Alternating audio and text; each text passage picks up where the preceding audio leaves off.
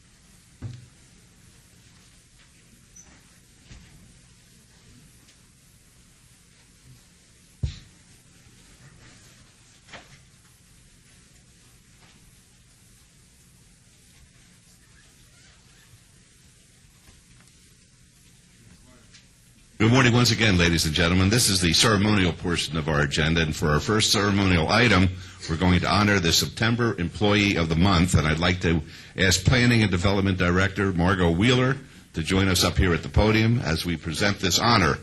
I'm proud to announce that the September Employee of the Month is Carmen Burney. Carmen, please join us.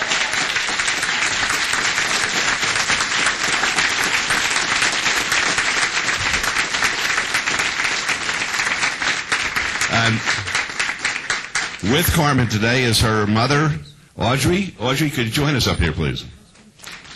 Al?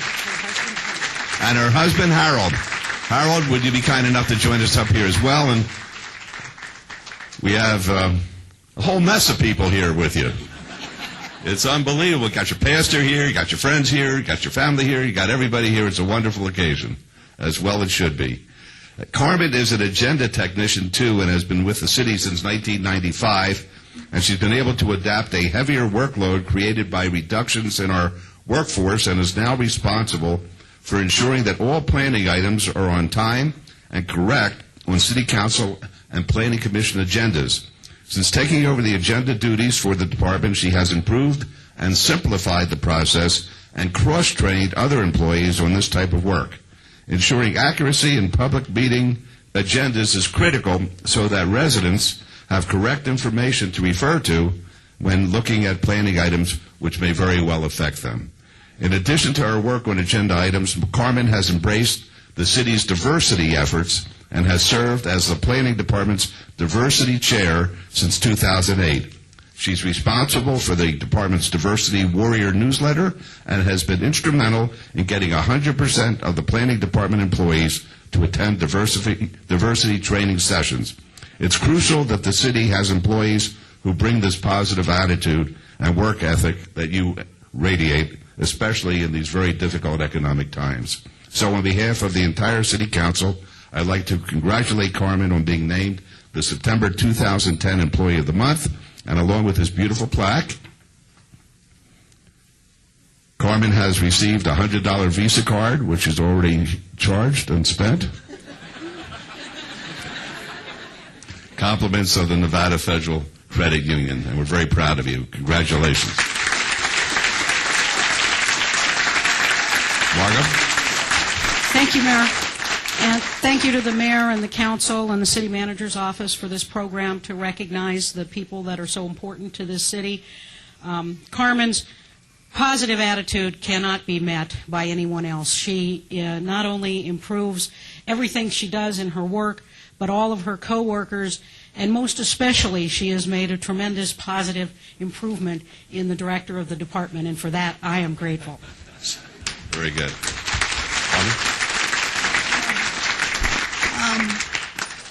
I'm humbled because everything that I do when it comes to work is really the thanks that I get. It comes from my coworkers and from those that I serve. I was totally surprised and taken aback that I could be recognized at this level, because really the gratitude I get is the smiles on the people's faces that I serve. Thank you. We can't do better than that. That's great. Thank you. Congratulations. Congratulations. Thank you.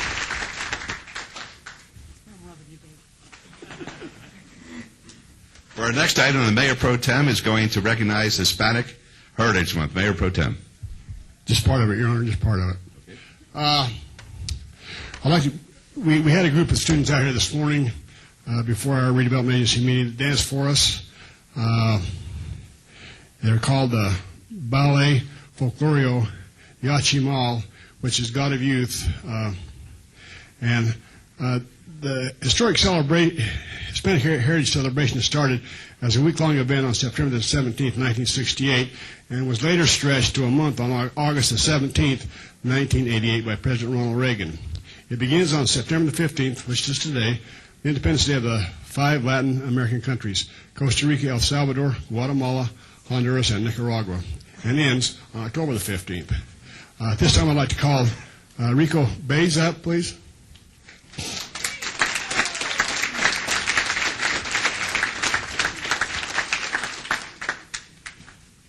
Rico, we have a certificate here for you for all you do with this dance group. I'd like to give you that. And then we have here some for your dancers. If you just give them to them later, I'd sure appreciate it. Thank you. Just a second. Stay here. We present him with a proclamation for his work and dedication to the youth in his dance group. This group has been involved in assisting Ward 3 residents with cleanups. They clean up properties of seniors or the disabled who cannot do it themselves and do not have the resources to have it done. So could we please see the tape?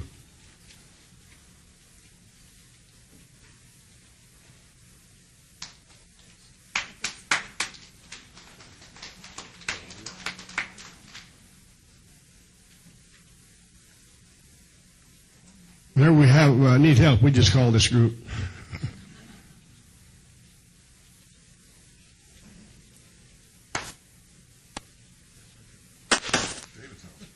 Used to be.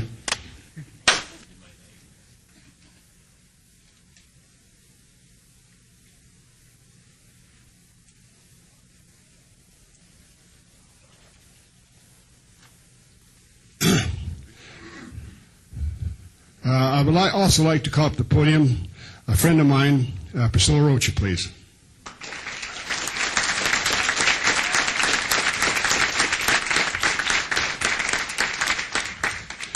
I would like to present this certificate of appreciation to Priscilla. Her dedication to the Hispanic community is you can't believe what she has done. I have known Priscilla for many years. We have worked very closely during these years. Priscilla is the founder of this dance group.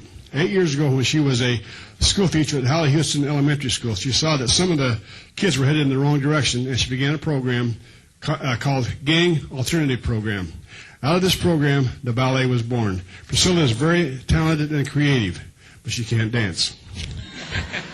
She always finds a way to work on other people's problems. Even though she dedicates hundreds of hours to her community involvement, she still makes time to work on her degree. I am proud to inform everybody that in November she will be receiving her PhD. And I'd also like to wish her a happy birthday in advance. Thank you, Priscilla, for all you do. It's really appreciated. This is a little bit of our way we show people our appreciation, and we just want you to know that you are appreciating what you do in Ward 3 and the rest of the city of Las Vegas also. Councilman, thank you. And I'm very honored to be Councilman Reese's friend.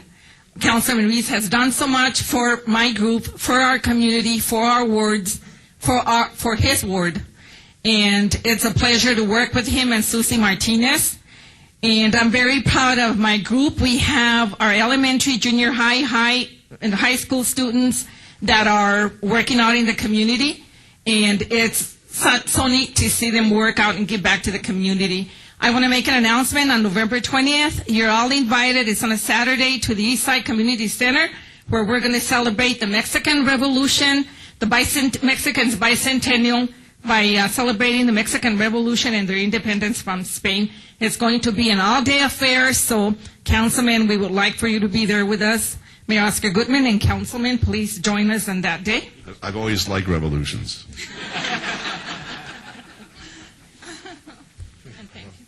Thank you very much. Yeah, right.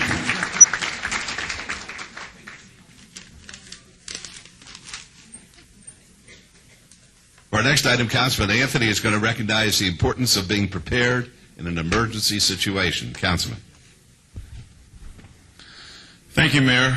It's my honor to, on behalf of the Mayor and the City Council, to remind everyone that September is National Preparedness Month. And prior to my election to the Las Vegas City Council, I was with Metro for 29 years, my last 10 years as a captain, and I absolutely understand how important it is for our community to be prepared for national disaster, some kind of a disaster in southern Nevada, especially for our citizens to be prepared for some kind of an emergency natural disaster that occurs. So September is a good time just to remind everybody on some things that you all need to do in order to help yourselves during a national disaster, so you feel comfortable, you feel more prepared. And actually to help the first responders, the police and fire, because if police and fire show up and there's mass chaos, it's just going to be harder for them to get things organized and save lives, whereas if people are prepared, they understand what a natural disaster is and what they're supposed to do, it's going to make things a lot better, and it's actually going to save lives. So I wanted to remind you about three things that you need to pay attention to. First of all is put together a kit. If you go to Costco, Walmart, you can purchase a kit. I don't know how much they cost, but they have all the things in there that you need. But you don't have to go. You don't have to do that. You can put your own kit together. And some things to think about are some extra water, some extra food, battery-powered radio, extra batteries, a flashlight, first aid kit, a whistle if you need to whistle for help, a dust mask. Towelettes, garbage cans, plastic, some tools just in case you need to do something, a can opener for canned food, maps, cell phones and chargers, and cash, because an ATM machine may not be available for you. So put together what you think is necessary to get you through a couple of days. Next of all is have a plan. I mean, what are you going to do if you see that a natural disaster has occurred? Are you going to stay in place? Are you going to go to a shelter? Do you have people that you're going to call locally? Do you have people that you're going to call out of town to let you know how you're doing? Those are some things you need to be prepared for. And then third thing is be informed. There's a lot of technology out there today to keep you informed on what's going on, whether it's television, whether it's your cell phone. Text messaging may be the last item available to let you know what's going on in your community. So you have to be in a position to make sure you're getting the information from the community on what you should do and what you should not do. And in particular, I want to just single out seniors and people with disabilities, because seniors and folks with disabilities need to take extra precautions. What is it that you need to help you get through this disaster, whether it's extra hearing aids, eyeglasses, you may need extra batteries for your wheelchair, extra medicine, information from your doctor. You may have some kind of a service animal that helps you around, making sure that that animal's taken care of and has what they need. So those are some of the things that you need to think about, and there's lots of websites out there that you can get that information. So it's a good time to remind folks to do that. And what I'd like to do is invite our emergency management officer for the City of Las Vegas, Carolyn Levering, to just talk a little bit more about anything that I particularly missed. Thank you, Mr. Councilman. You covered everything that I could possibly hope to cover. We're here today to recognize National Preparedness Month, and we have special partners in our community that help us do the job. We can never employ enough first responders to do the job when we have a disaster on the level of a catastrophe. There's just not enough money to go around to do these things. So to prepare our citizens, to prepare our volunteers, to prepare our non-governmental organizations to assist in responding in emergencies, and for all of us as citizens in our community, a great way to get involved is to become trained, do all the things that Councilman Anthony has recommended, have that kit, make that plan, be informed.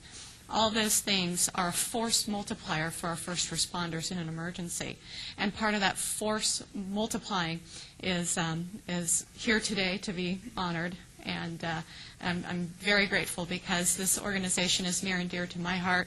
They make emergency management planning and response and recovery activities possible in our community and across the entire nation. So we're very grateful for their active participation and the support to the community. And I do hope that as you look to become prepared in your own households and in your workplace and with your families, that you remember to help the local organizations that help respond in our biggest times of need. And that's what we're here to discuss a little bit more today.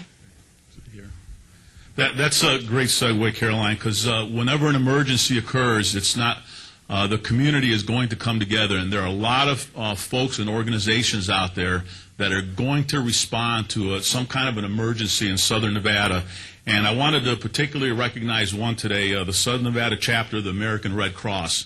I've been on plenty of critical incidents as a captain, and one of the first organizations to show up is the American Red Cross, and the assistance they provide to police, fire, and citizens is absolutely outstanding and unbelievable. So I wanted to take the time to recognize them this morning. Just to give you a couple of stats, every 30 hours, volunteers help a family due to a house fire or a local disaster. This is from the American Red Cross. Every 7 hours, volunteers help a military family with a crisis. Every day, 72 people learn life-saving skills such as CPR, first aid, and aquatics.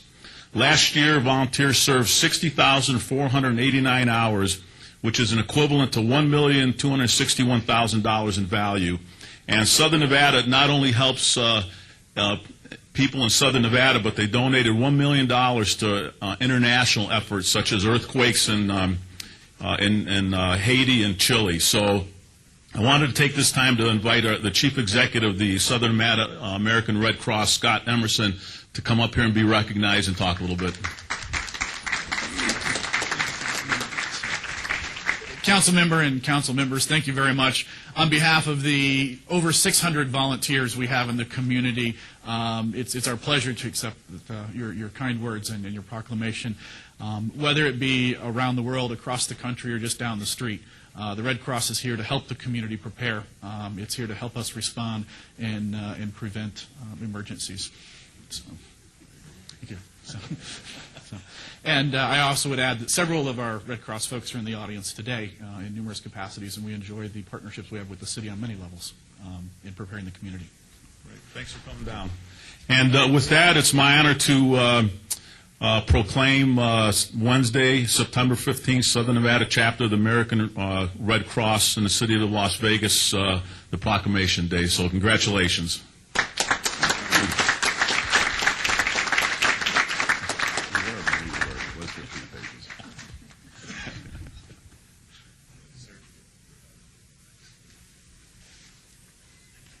All right, thank you very much. For our next item, Councilwoman Tarkanian is going to recognize the 25th anniversary of a city program that has helped thousands of Las Vegas families over the years. Councilwoman. This year is the 25th anniversary of SafeKey, and that's why we're making this honor in September, because our schools are entering a new year. I don't know how many of you know much about the SafeKey program, but for parents who have difficulty in being able to hold a job, and parents who want to keep their children safe yet have no relatives to help in an area, SafeKey is a magnificent program. It's magnificent in many ways. It's invaluable for elementary school students because it provides extra time for academic assistance, skill development, teamwork skills, and better self-esteem activities before and after the regular school hours.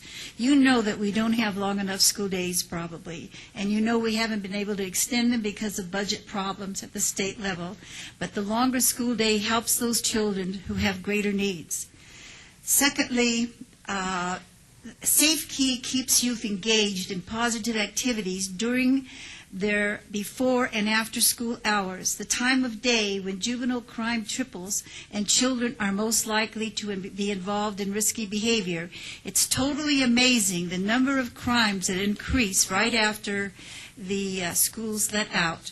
And this is something that helps us in that, and also in the early morning hours. It also provides physical activity and nutrition education, healthy snacks for children who may not have a breakfast, a safe place to play and socialize before and after school, which helps combat what we consider a childhood obesity epidemic right now.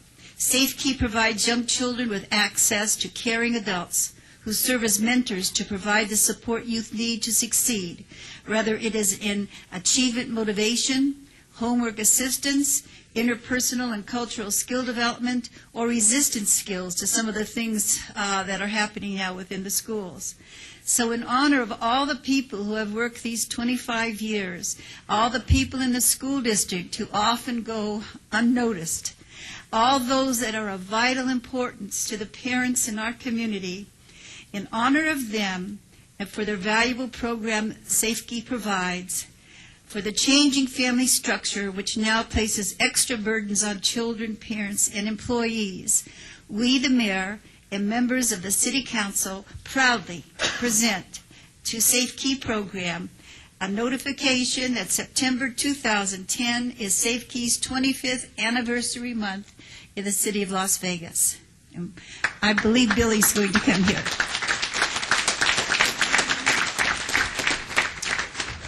Thank you, Councilman. You hit all of the highlights and the importance of SafeKey and what it does for our families in the community. I'd like to thank the mayor and members of the council because they all collectively, along with our city manager staff, support youth and families within our community. SafeKey is so important to providing that safe harbor for our children before and after school. And I hope that if there are children listening when this is recorded in their homes, and parents, they'll take this number. It's 229-2526. We believe that every child should have an opportunity to have a SafeKey experience. Before I close, I'd like to acknowledge that we actually have Judy Schroeder right here in the audience and some of her staff as well, if they will stand. Judy was at the beginnings of SafeKey when it was created 25 years ago, and she's still dedicated and committed.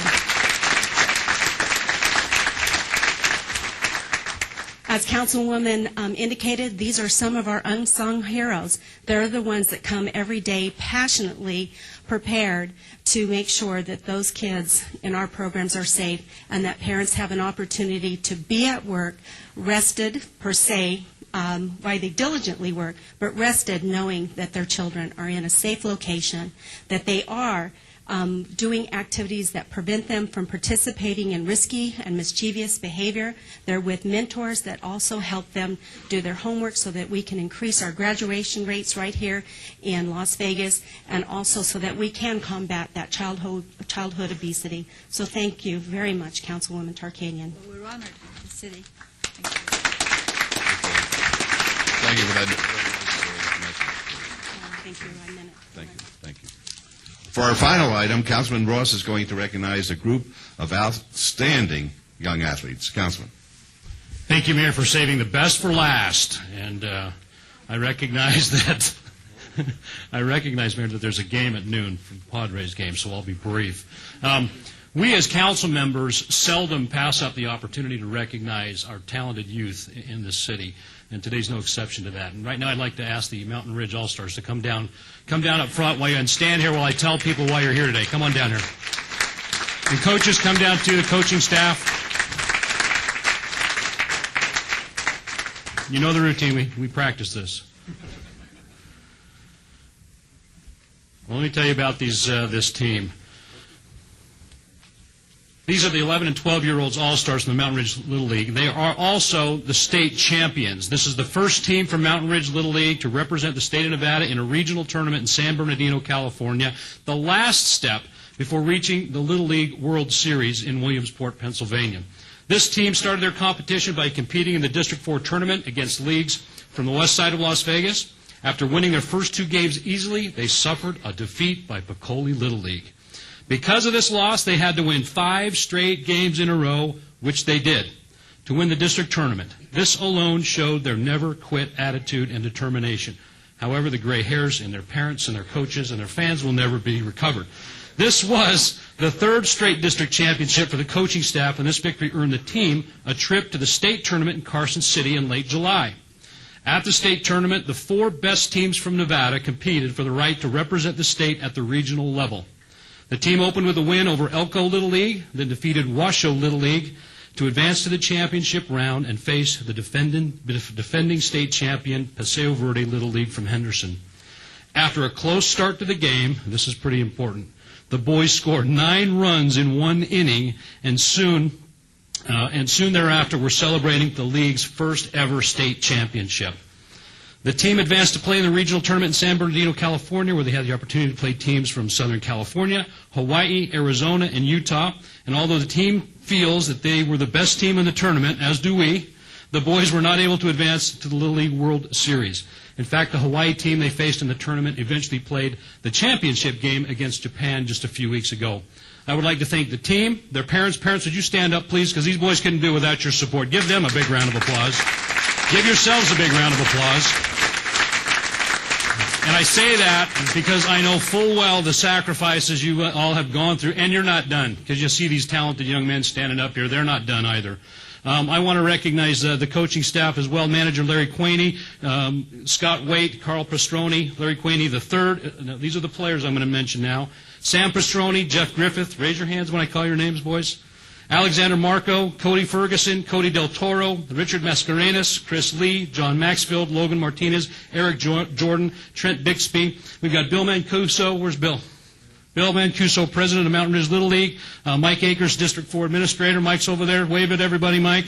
Now, let me introduce to you the state champions, the state champion team from Mountain Ridge Little League. Give these guys a great big round of applause. Coach, I usually make one of the boys say a few words. But you want to talk about this team for a minute?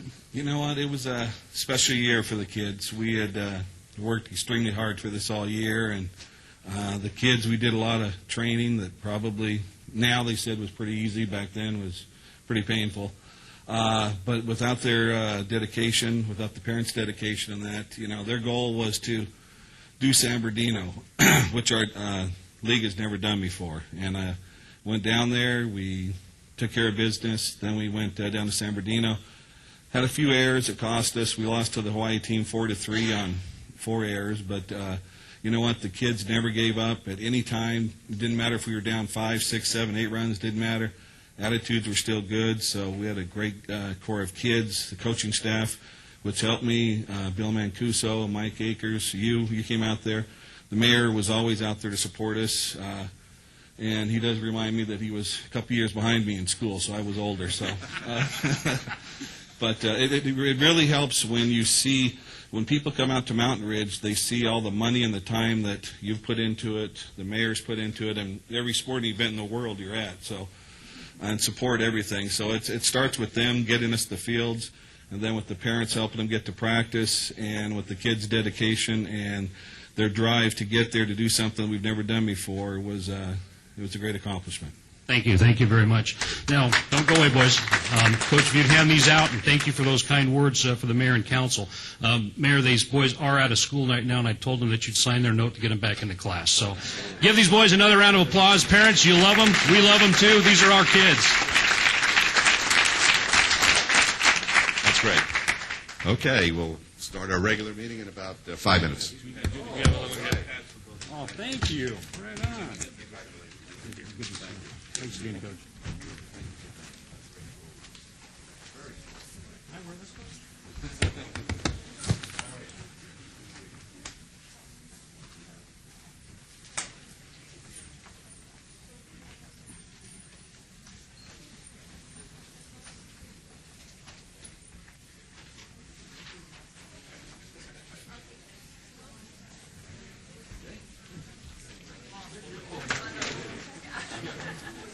This one's yours.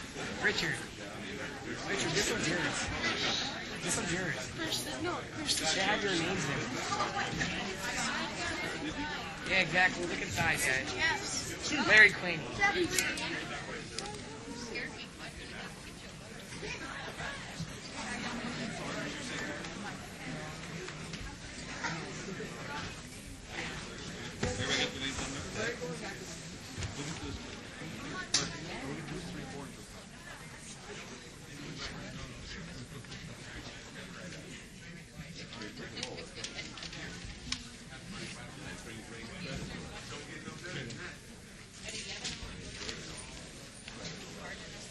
Check presentation to community college. They're giving him $45,000 for scholarships. Yeah, that's good. Someone go there. Yeah.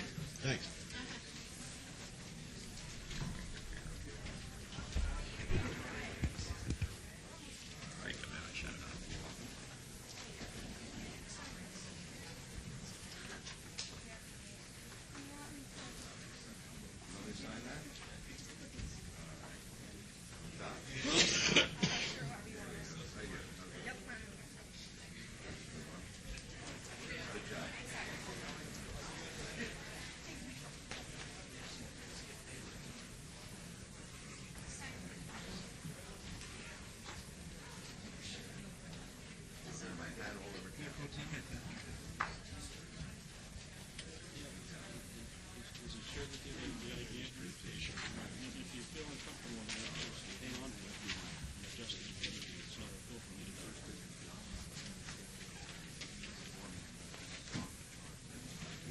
See, people don't mind. They don't understand.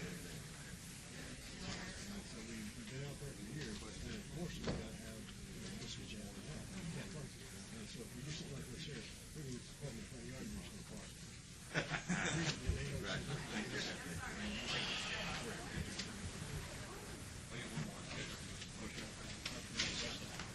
Let's obey this one more time. If you sit down and if you don't mind putting your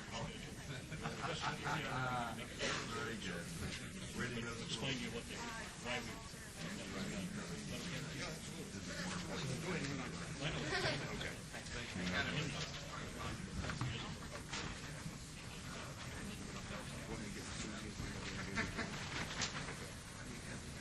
Thank you.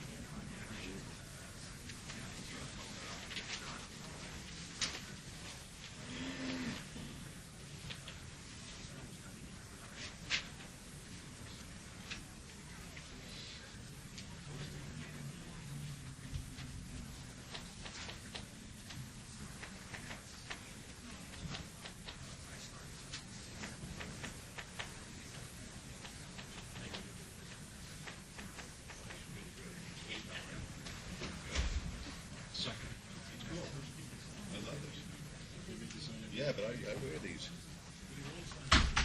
Yeah, sure. Why not? Can you excuse me? You want to check, that's what you want.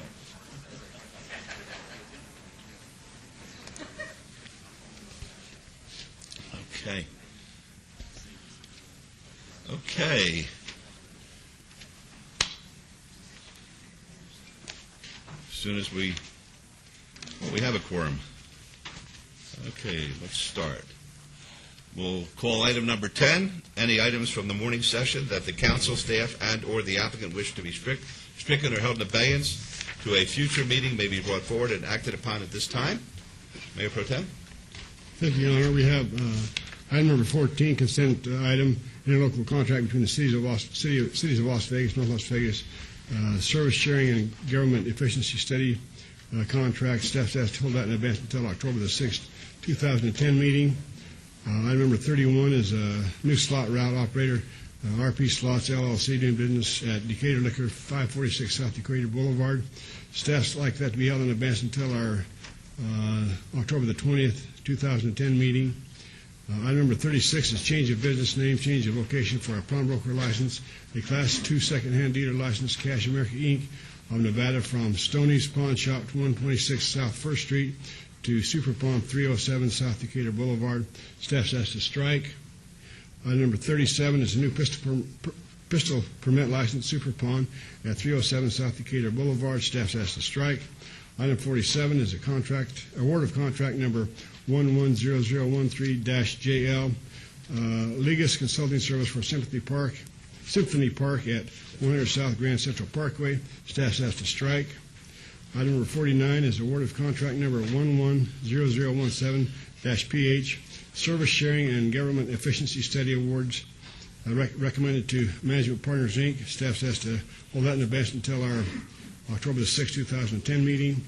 Item number 62 is work card, Gina Morning, doing business at Bilo Market, 1061 West Owens Avenue. Staff's asked to strike. And bill number 2010-31, I'd like to have that be held in advance until our November the 3rd, 2010 meeting. At this time, are there any other items we need to bring forward at this time? Hearing none, Your Honor, make a motion we bring these items forward and take the appropriate action, please. Thank you. Let's vote on that, please. Opposed?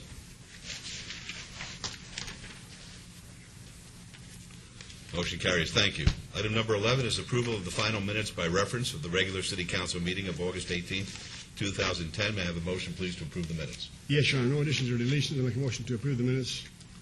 Thank you. Let's vote, please. Opposed?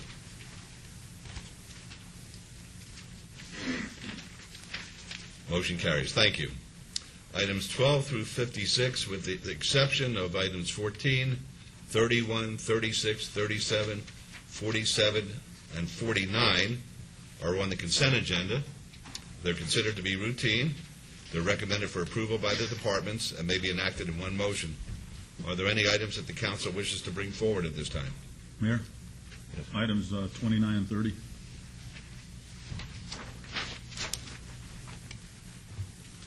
All right. Any other items?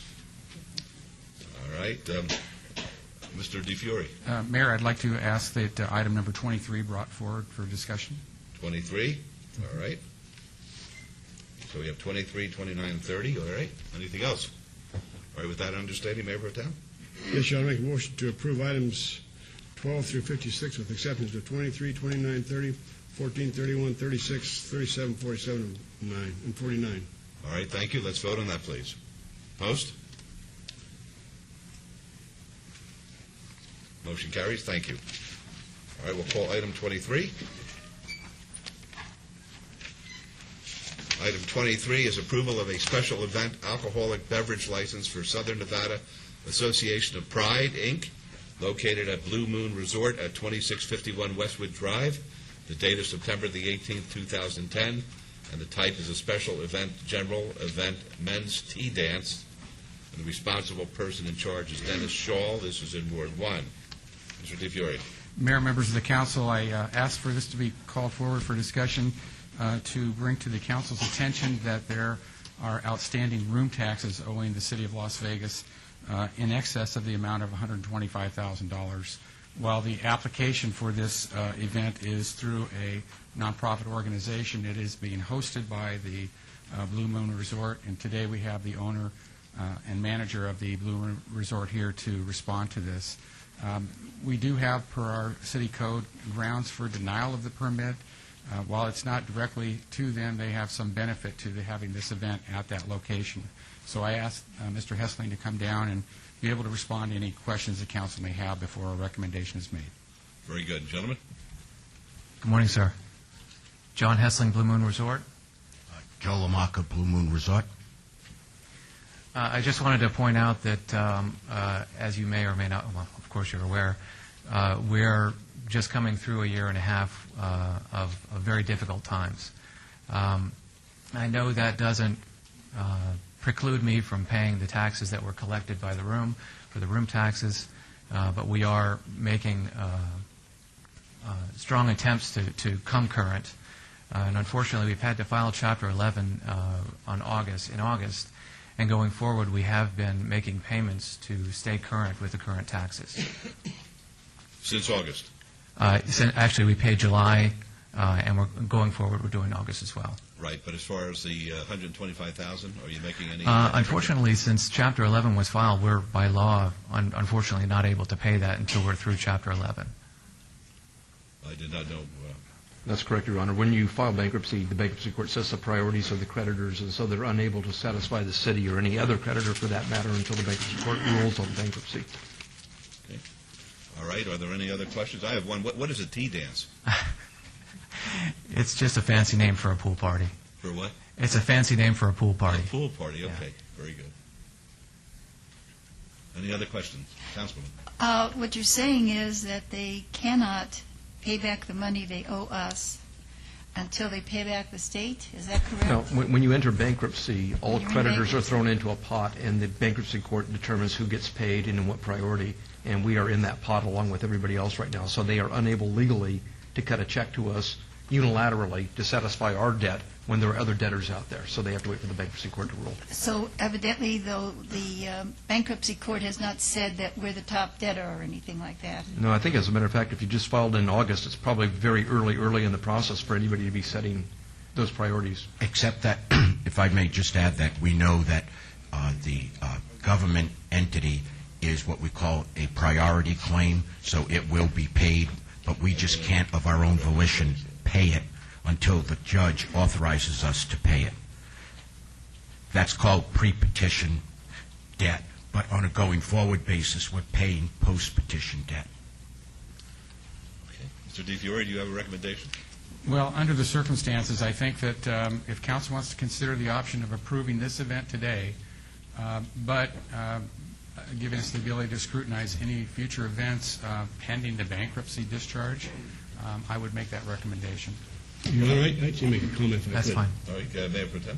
Yes, it really, to me, strains me to be able to have them ask me to support something like this when they owe us $125,000.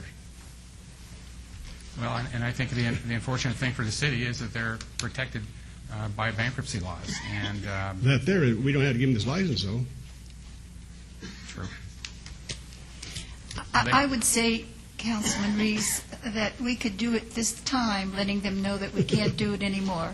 Yeah. So, we're to this point now, and we could do it at this time, letting them know we can't do it anymore until we at least get some pay on what is payment on what's in the past. I remember when my kids was little, I used to spank them until I don't do it anymore, but they did it again.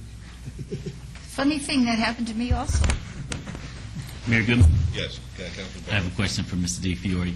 Mr. DiFiore, with the applicant coming before us for an approval of a special event alcohol beverage license for their event, how does this coincide with the room rate taxes in which they owe the city? How does this event differ, or how is it in the same compared to the two? If I understand your question correctly, this event could bring in additional people from other states that may use the rooms, which they would be charged a room tax, which then the owners would have to pay the city room taxes on those occupants. And if Mr. Hessling makes the statement that he's now starting to pay the room taxes, then he'll be responsible for the month of September paying those room taxes to the city of Las Vegas. So the event itself is just one that will bring in additional people for him to pay his room taxes on those occupants during this event time. So as of right now, we are owed for the month of August. Is that accurate? Being that they mentioned that they paid July? That would be accurate, but the month of August is not due until the 15th of September, which is today. So, Yes, and that was $8,600. We Okay. filed that. And you've paid that already? I think it's in the mail today. We just saw it In the mail? yesterday. The check is in the mail. Check Check is in the mail. Oh, we didn't sign it. No, the check's in the mail. Part of our bankruptcy is to stay current on all outstanding debt on a post-petition basis. Correct. So the city of Las Vegas room tax is a post-petition debt, which we're under an obligation to keep current during this process. Okay. And if I could just point out one thing, this event at the hotel is not our event. It is a fundraising event for Southern Nevada Association of Pride, and it's unfortunate that they're caught in the middle of this, but this isn't something that we necessarily make money on, except, as Mr. DiFiorio said, if we rent additional rooms. Okay, so you're banking on renting or leasing, however, additional rooms for this event, right? No, we're really banking on helping Snappy raise money. That's really what we're banking on. This would not be an event that would necessarily bring people in from out of state. Okay. So, Mr. DiFiore, how do we handle other properties that are delinquent in their room taxes? To this point, what is the process in which we move as a city? To this point, after the audit is conducted, we notify them and make a request for the payment to be made. At the same time, we file liens on those properties. Liens have been filed on the Blue Moon Resort property, and then we submit a report to the city attorney's office for them to proceed with civil action on those properties that have not paid room taxes and past due owing. Right. And so would we impede the business opportunity to continue to do business in the process of requesting the debt that is owed to the city of Las Vegas, or do we continue to work with them moving forward? We would continue to work with them moving forward, and in this particular case, it was just a matter of bringing this to the council's attention for us to have this discussion today. Okay. Thank you. All right. Thank you. Any other questions of the gentleman? All right. Just so I understand clearly, we're not losing any money on this, and if they do rent rooms, we will get that tax. Correct. We will get that tax right away. They are making attempts from the past to help us, depending on what is decided by that priority committee. And this is involving an event planned by a nonprofit group. I would move to proceed as you recommended. All right. Let's vote, please. Opposed?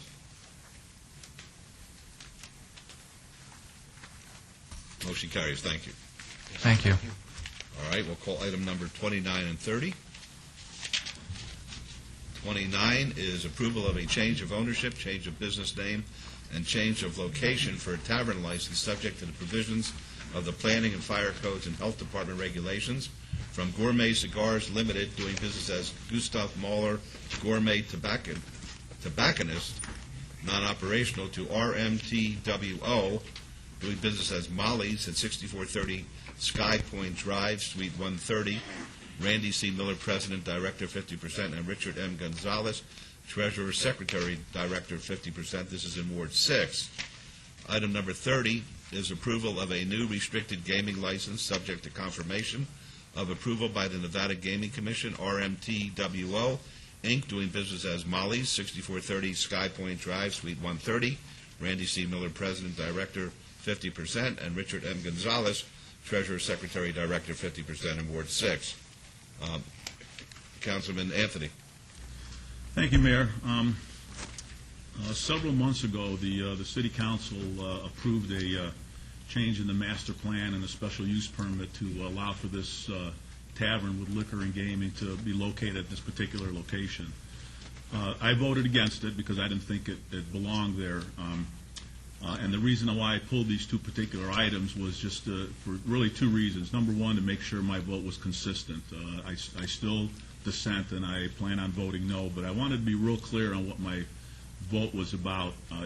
It's my understanding that the primary reason for these two particular agenda items are to look at the character of the applicants. And I'll tell you now, I have no issue with Mr. Miller and Mr. Gonzalez. As far as I know, they're of good character. I'm not voting no because of their character. I think that's just fine. But I wanted, because this particular two agenda items continue the process of having a tavern with liquor and gaming at that particular location, I'm voting no because of that. So I just wanted to be very clear on that particular issue. So thank you very much. All right, very good. Councilor Wilson. Mayor Goodman, thank you.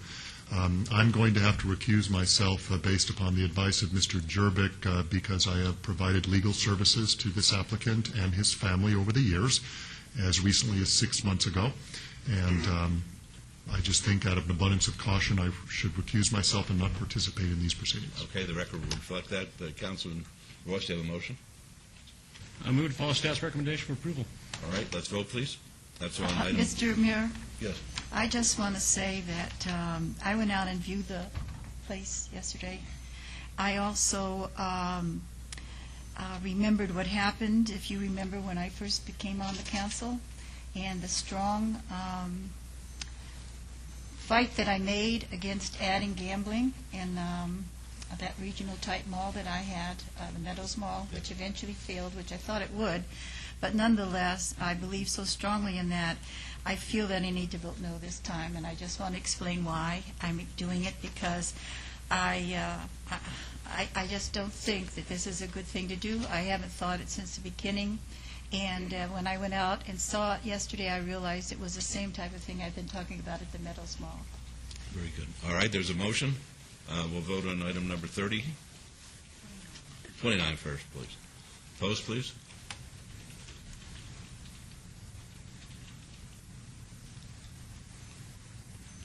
Motion carries. On agenda item 30, Your Honor, move to follow staff's recommendation for approval. All right, please vote.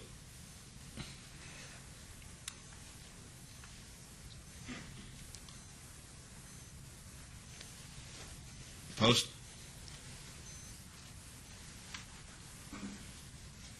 Thank you. Motion carries. Thank you. All right, we'll go on to item 59. Pardon me. Item 57. Discussion and possible action to authorize the City of Las Vegas to withdraw as a member entity of the Clean Water Coalition and other matters related thereto. This pertains to all wards. And I'll also call item 58, which is discussion and possible action regarding the first addendum to the Second Amendment to the Interlocal Cooperative Agreement establishing the Clean Water Coalition and other matters related thereto pertaining to all wards. Mr. Cervantes. Good morning, Mayor and Council. Jorge Cervantes, Department of Public Works. These two items are follow-up items to the Clean Water Coalition update we provided at the August 18th council meeting. Item 57 is the item that would allow us to submit an official request to withdraw from the Clean Water Coalition as a member agency. And item 58 is an amendment to the interlocal agreement that would facilitate an agency to be able to withdraw as a member. All right, thank you. Are there any questions of Mr. Cervantes? I have a couple of questions, not of you, Mr. Cervantes, but of Mr. Jervik. I think the record has to be clear on some of these items, and I discussed these with Mr. Jervik, and I felt that the public record should reflect his opinion on this. As I understand it, our withdrawal will not affect the outstanding lawsuit that is presently in effect. Is that correct? That's my belief, Your Honor. The outstanding lawsuit is a challenge by the CWC to the state's action to take money from the CWC. Our withdrawal from the CWC shouldn't affect that one way or the other. And do you have any idea that if, in fact, the lawsuit is successful, what type of financial benefit will come to the City of Las Vegas? Well, theoretically, if the lawsuit by the CWC is successful, then the state would not get the money that they tried to get from the CWC to move to the state treasury. If that money stayed with the CWC and the city were successful in withdrawing from the CWC, theoretically we should be entitled, we should be entitled to get back that money which we put in before the state tried to move it to the state treasury, and those monies which were collected after the state took their action. Right. And Ms. Fretwell, assuming that the motions pass, is there a sort of a gradation as far as the withdrawal process, or would it take place immediately? Well, it's my understanding that two things would have to happen. One, if your direction is to move forward today to get out of the Clean Water Coalition, then we would actually have to do that by agreement. So there would be a subsequent step in that regard. One of the second item is an actual amendment to the interlocal, that if all the other jurisdictions agreed to that, then with a 60-day notice, we could begin to eliminate our role in the CWC, and others could as well if that's what they feel they need to do for them. Do you have a status report as to what the other jurisdictions are going to do or have done? It's my understanding that North Las Vegas has an agenda item on to get updated regarding the status of the CWC. I believe this week the Clark County Commission had a discussion about this at their commission meeting last week, and the general summary seemed to be that if everybody wasn't in it, that there may need to be a further discussion about what that agreement for dissolution may need to include. Thank you. All right, well, so I think nobody's taken a formal action to get out. So we would be the first people today. We would be the first entity today to take formal action. Right, and Councilman Ross has requested similar agenda items to be considered at the CWC meeting later this month. Right. So that would be an opportunity for Your Honor? the agency itself to speak in this matter. Very good. I want to chime in on this as well. When I'm talking about the monies that are collected by the CWC, we need to keep in mind that until we are formally out, we are formally in. And that is a board just like this board, which is run by majority vote. If that board decides to spend money, and this is no secret, I'm not saying this on the record because I thought it originally. This has been shared with me by other people as well. If they spend that money before we have an opportunity to get it back, and they can legally, by majority vote, spend it on other things, then it's going to be a bit more difficult. Like I say, theoretically, we would argue to get the money back, but if it's spent between now and then, we're going to have a battle on our hands. Well, I think I'd welcome that battle, I'll tell you, because that, as far as I'm concerned, that would be bad faith on the part if they withheld any monies that are rightfully coming to us. But the bottom line is this: we've been briefed and debriefed and rebriefed by Mr. Cervantes as well as Councilman Ross, being our representative on the Water Coalition, and I am convinced of moral turpitude that the need for that coalition has been dissipated to such an extent that it really doesn't have any useful function at this point in time. The projects which were originally planned are not going to be followed through on, and it's costing taxpayers a lot of money to continue the process. And there are a lot of I did get a commitment from one person yesterday that they advised me that any consulting contracts there won't be any payment on future consulting contracts. Any past obligations that have been incurred will be met, but that we shouldn't concern ourselves with needless expenditures at this time. I hope that's accurate, and I hope that's correct, because that's our intention. We just don't want any more money chasing this, what at one point in time made a lot of sense, and at this point in time makes no sense at all. Mr. Mayor? Yes. I just wanted to add that, I'm a member on our Southern Nevada Water Authority representing the board, and also on the Colorado River Commission, and we've had meetings lately, and at those meetings, I've asked individuals there what they thought about it and what they think about it, and its continuance, I think, fully backs what we're saying here on this council.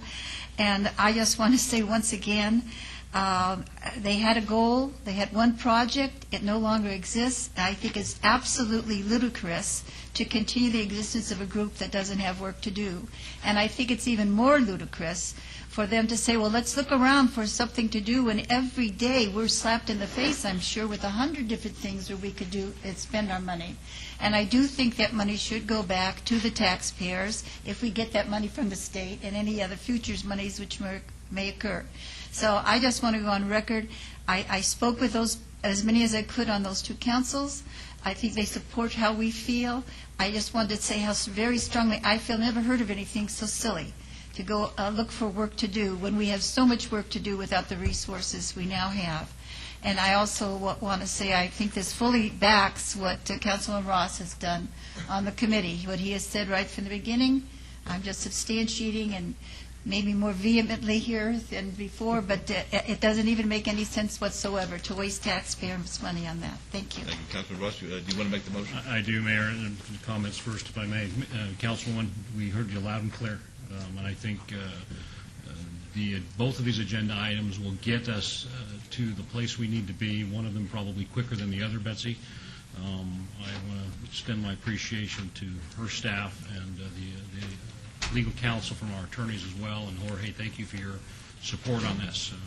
I think that the City of Las Vegas needs to demonstrate a leadership role here. And kind of show to the other entities that we recognize what's going on and what's happening out there in regards to wastewater quality. And that's really the significant issues here: wastewater quality and the capacity we have for generations to come. And Jorge, I appreciate your staff in briefing me and helping me understand wastewater treatment a lot more than I ever wanted to know. But I think that this is a significant step in the right direction. With that, Your Honor, I would move to follow through on agenda item 57 and withdrawal from the Clean Water Coalition. Very good. Let's vote on that, please. Oh, pardon me, Mr. Turbick. I just wanted to state, and I don't mean to beat a dead horse here, the language in the agreement requires a unanimous vote of the Clean Water Coalition to let us out, and then a vote by this body to unanimously want to get out. We're kind of putting it backwards, but that's fine. There's nothing in the agreement that says that once we're out, we're entitled to get back what we put in. So I just want everybody to know that that is not in the agreement. It's something we'll have to argue in court. And I think, based on the record that you made today, that those monies were collected for a purpose. That purpose no longer exists. That'll be our argument in court. But unlike other interlocal agreements that say when you split, you get back what you put in, this interlocal does not say that. Well, it would be unconscionable if we're owed money and it's withheld out of spite. I hope government doesn't do business like that. I think what he's trying to tell us, Your Honor, is not a slam dunk. Well, I think he's trying to cover his derriere, but that's okay. I'd like to include his comments in the motion, Your Honor. All right, let's vote, please. Opposed? Motion carries. And on agenda item 58, Your Honor, also move to forward an amended agreement to the Clean Water Coalition. So one of these pathways will get us to where we need to go. All right, let's vote, please. Opposed? Motion carries. Thank you.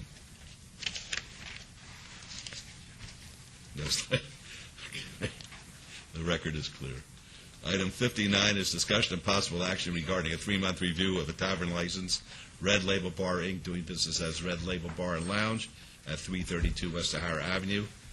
This is in Ward 3. Ms. Meyer, is the applicant present? Yes, she is. They are. Okay, yes, they are. With counsel. Very good. Ms. Meyer. Carol Meyer, Finance and Business Services. The applicants here that are before us today are here for a 3-month review on their temporary tavern license. And I will go ahead and read on the record the current conditions that they have on their license, and then I'll turn the time over to them. I believe they have some questions or suggestions. Their temporary tavern license, as it reads today, has the following conditions. Number 1, entertainment allowed will include karaoke, comedy, live bands, birthdays, weddings, and wedding receptions. Condition number 2, entertainment will be limited to Monday, Wednesday, Friday, and Saturday nights from 6 p.m. until 2 a.m. for ages 21 and over for a 3-month period. Condition number 3, live bands to be limited to Monday, Wednesday, Friday, and Saturday nights only for a 3-month period. Condition 4, entertainment for the week will be submitted to business services each Monday for review and approval. Condition number 5, no outdoor events will be allowed. Condition number 6, DJ must be an employee of the Red Label Bar and Lounge. No outside DJs or promoters will be allowed. Condition number 7, the manager or designee may immediately suspend the entertainment venue if violations of the conditions are found pertaining to a review, pending a review of the tavern license at the next available City Council meeting. And condition number 8, a 3-month review. And Lance is here representing them. He's their legal counsel, and Boris and Nellie are here to answer any questions, and I believe they have some questions. All right, very good, gentlemen and lady. Counsel, my understanding is there have been no problems with the temporary as it has been thus far. Ms. Petkova is looking for a couple of adjustments, specifically with regards to having no limitations on the days to have the entertainment. And with respect to the time, it would be until 4 in the morning, if we can make those adjustments. As I've indicated, there's been no issues or no problems, and they're doing their best to keep it that way. Number 5 would stay in place? Number 5. That's correct. I can agree with that. And additionally, we're looking to keep conditions 4, 6, and 7. We're seeing if we can at this time also request a permanent license as well.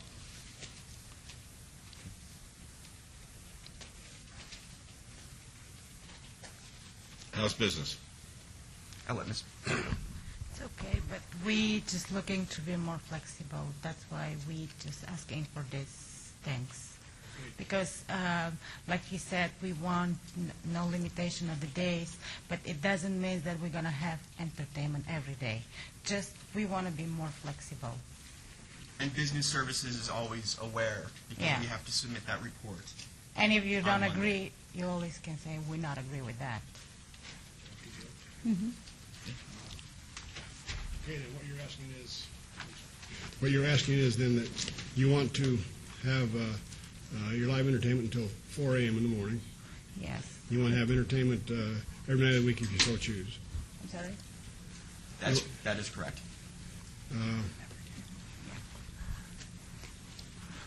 Clarification on the entertainment. You want to have entertainment every day. Is your entertainment all going to cease at 4 a.m.?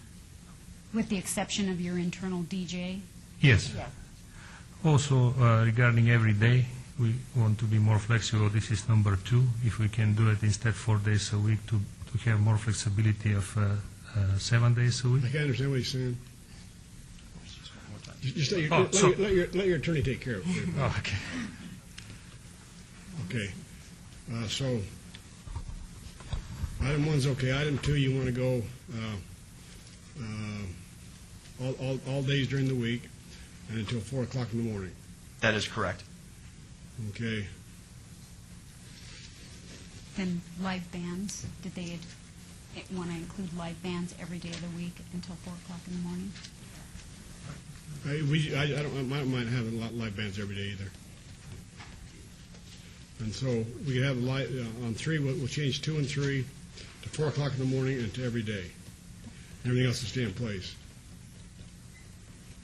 How about condition number 8?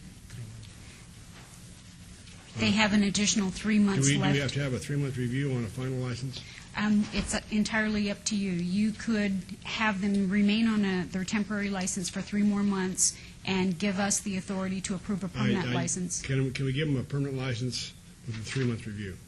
Sure. Okay, my motion then, Your Honor, be to change items 2 and conditions number 2 and 3 to 4 o'clock in the morning and to live band, to have entertainment every day of the week. Everything else stays in place, and I will make a motion to approve for a permanent license all these conditions as changed with the 3-month review. All right, that's the motion. Let's vote. Is that acceptable? Opposed? Motion carries. Good luck to you folks. Council, Mayor, thank you very much. You bet.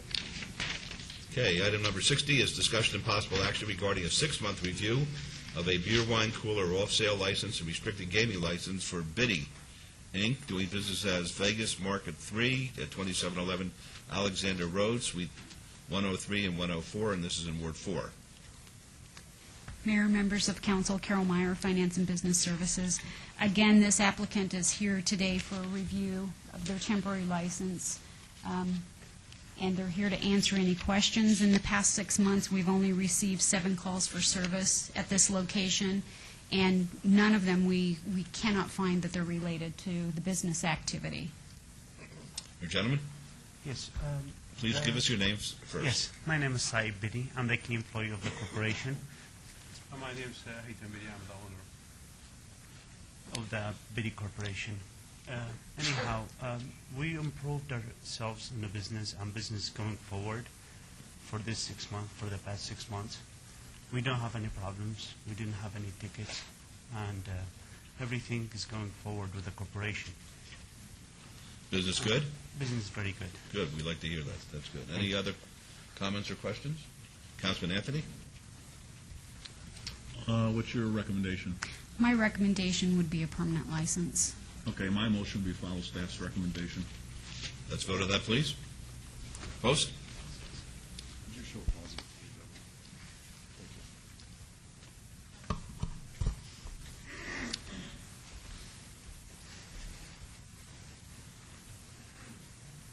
Motion carries. Good luck, gentlemen. Thank you very much. You're welcome. Thank you. Okay. 61 is discussion and possible action regarding a 6-month review of a temporary work card for Dustin Hill, doing business at Foothills Ranch at 3377 North Rancho Drive in Ward 6. Mayor and members of the council, this 6-month review was scheduled with the conditions for the last 6 months on the temporary work card for Mr. Hill as follows. Condition 1 was a 6-month temporary site-specific work card issued for the Foothill Express Lounge and Foothills Ranch. Number 2 is any arrests or citations except for normal traffic tickets of any kind by Mr. Hill must be reported to Business Services in writing within 48 hours. 3 was any change of employment in the city limits where a work card is required must be approved by the City Council. And 4, this 6-month review. Mr. Hill is accompanied by the owner of the Foothills Ranch and Foothills Lounge, Mr. Ken Matanovich, and I believe they have some comments to be made to the City Council during this last 6-month period that he's been employed. Very good. Gentlemen. Morning, Mr. Mayor. Good morning, Councilman. I would like to be granted the permanent work card. As in the program I'm in, you're categorized in A, B, or C, or D. I'm in the top. I'm in the A group. I'd like to rejoin my union, Local 165. Therefore, I don't have to turn down the work up and down the strip. I also have a letter here I'd like to submit to the record. All right. What's the essence of the letter, Mr. DeFiore? The essence of the letter is signed by Andy Bruska, bar manager of Foothills Express, and Brenda Skipworth and Ken Matanovich, the owner, stating that Mr. Hill has been an exemplary employee, and he is well-liked by customers and coworkers alike. Very good. Let's make that a part of the record. If you hand it to Ms. Bridges, please. All right. Would you like to be heard, sir? Yes, my name is Ken Matanovich, and Dustin has worked out quite well, but the only problem is we don't have enough work for him. In this economic situation, he's working part-time, which is basically Saturdays only. And I think he's proving himself that he wants to be part of society, and I think he needs the ability to go out and find a job that he can support himself with rather than just relying on a part-time basis. I wish we had more, but Mr. Bruska, who signed that letter, has been with us since we opened, and all the other bartenders have been there probably at least 10 years, and nobody leaves. All right. Thank you, sir. Any other questions? Do you have a recommendation, Mr. DeFiore? Well, under the circumstances, we may have a little dilemma. If he is asking to be issued a permanent work card, I have no objections with that. However, as we've done in the past on work card issues, the employer normally is made aware of the criminal history of the individual, and they are willing to go forward with having that person employed by the employer. In this particular case, if he does get a new job with a new employer, I would still want to have that opportunity for the employer to know what he's going through and what he's continuing to go through. So a permanent work card for Mr. Matanovich is perfectly fine. Coming forward with a new employer, I believe he has to go back through the process. And I believe the process is a good process up to this point.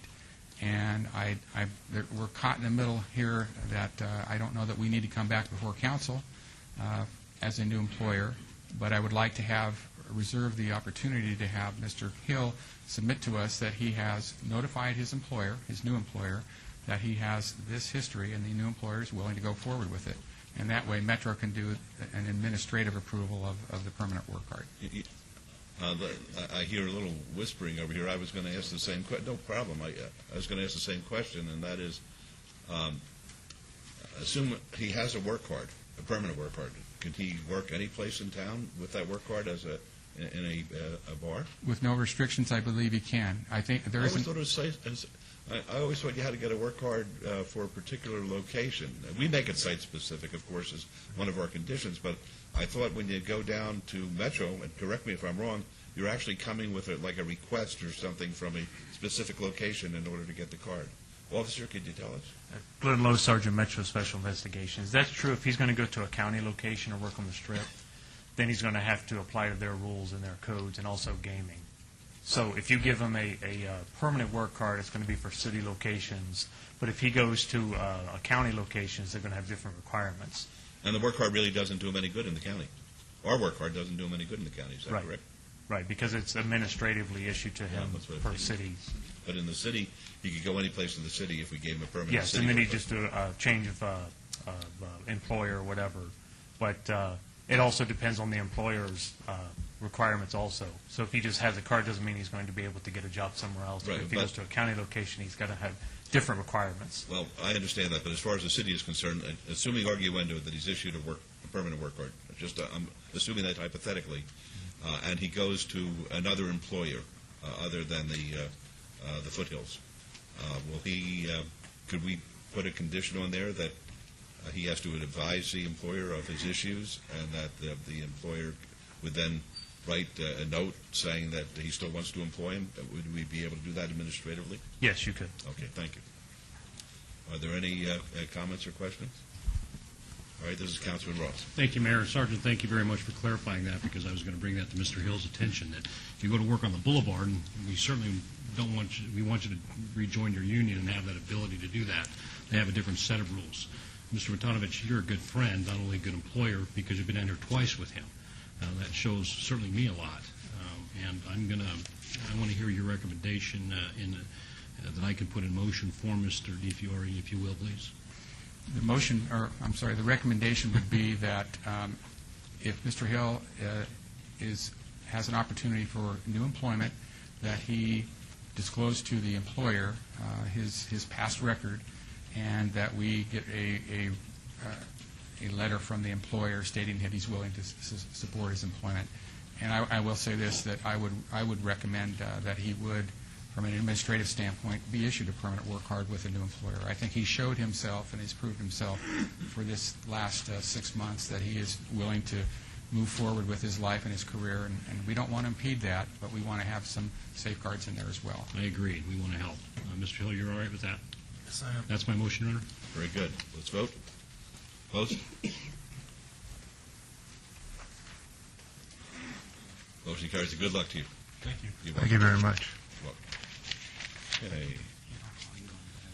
63 is R63-2010, discussion and possible action regarding a resolution consenting to the undertakings of the City of Las Vegas Redevelopment Agency, the RDA, in connection with the Entertainment Visual Improvement Program Agreement, EVIP, between the RDA and A.W. Ham III trustee owner and Vanguard Lounge, LLC tenant and EVIP participant, located at 516 Fremont Street, to be in compliance with and in furtherance of the goals and objectives of the RDA. This is in Ward 5, and this item is related to this morning's RDA, item number 4, RA-17-2010.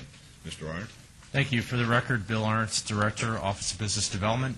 This item is part of our VIP, or Visual Improvement Program, where we give a matching grant to businesses to fix up their storefront. The business is investing over $200,000, and they're eligible for an $11,000 match for the exterior improvements, as you see on the overhead. Staff recommends approval. All right, thank you. Are there any questions of Mr. Arndt? All right, hearing none. Councilman Barlow. Yes, Mayor, I would like to move to follow staff's recommendation for approval. Thank you. Let's vote on that, please. Opposed? Motion carries. Thank you. Item 64 is discussion and possible action on appointments of council members to various City of Las Vegas and other jurisdictional boards, commissions, and authorities. There's an appointment for the Southern Nevada Enterprise Community Advisory Board.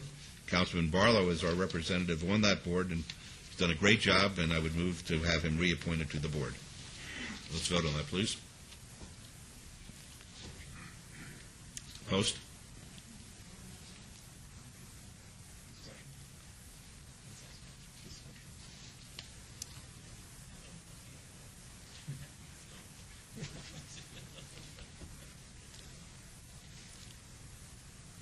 Motion carries. I was advised, Councilman, that you were willing to do that. I hope that's agreeable with you. Yes, it is agreeable, but it was brought to my attention that Councilman Wolfson would like to sit on the board, but I told him he can sit the next time my term expires. Feel free.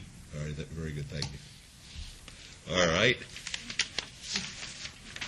Item number 65, the Planning Commission. Keen Ellsworth's term expires June 2013. He's resigned. This is Councilman Ross's ward, and the term would run coterminous with Councilman Ross. Councilman? Thank you, Mayor. I want to express my appreciation to Commissioner Ellsworth for his time served on the Planning Commission.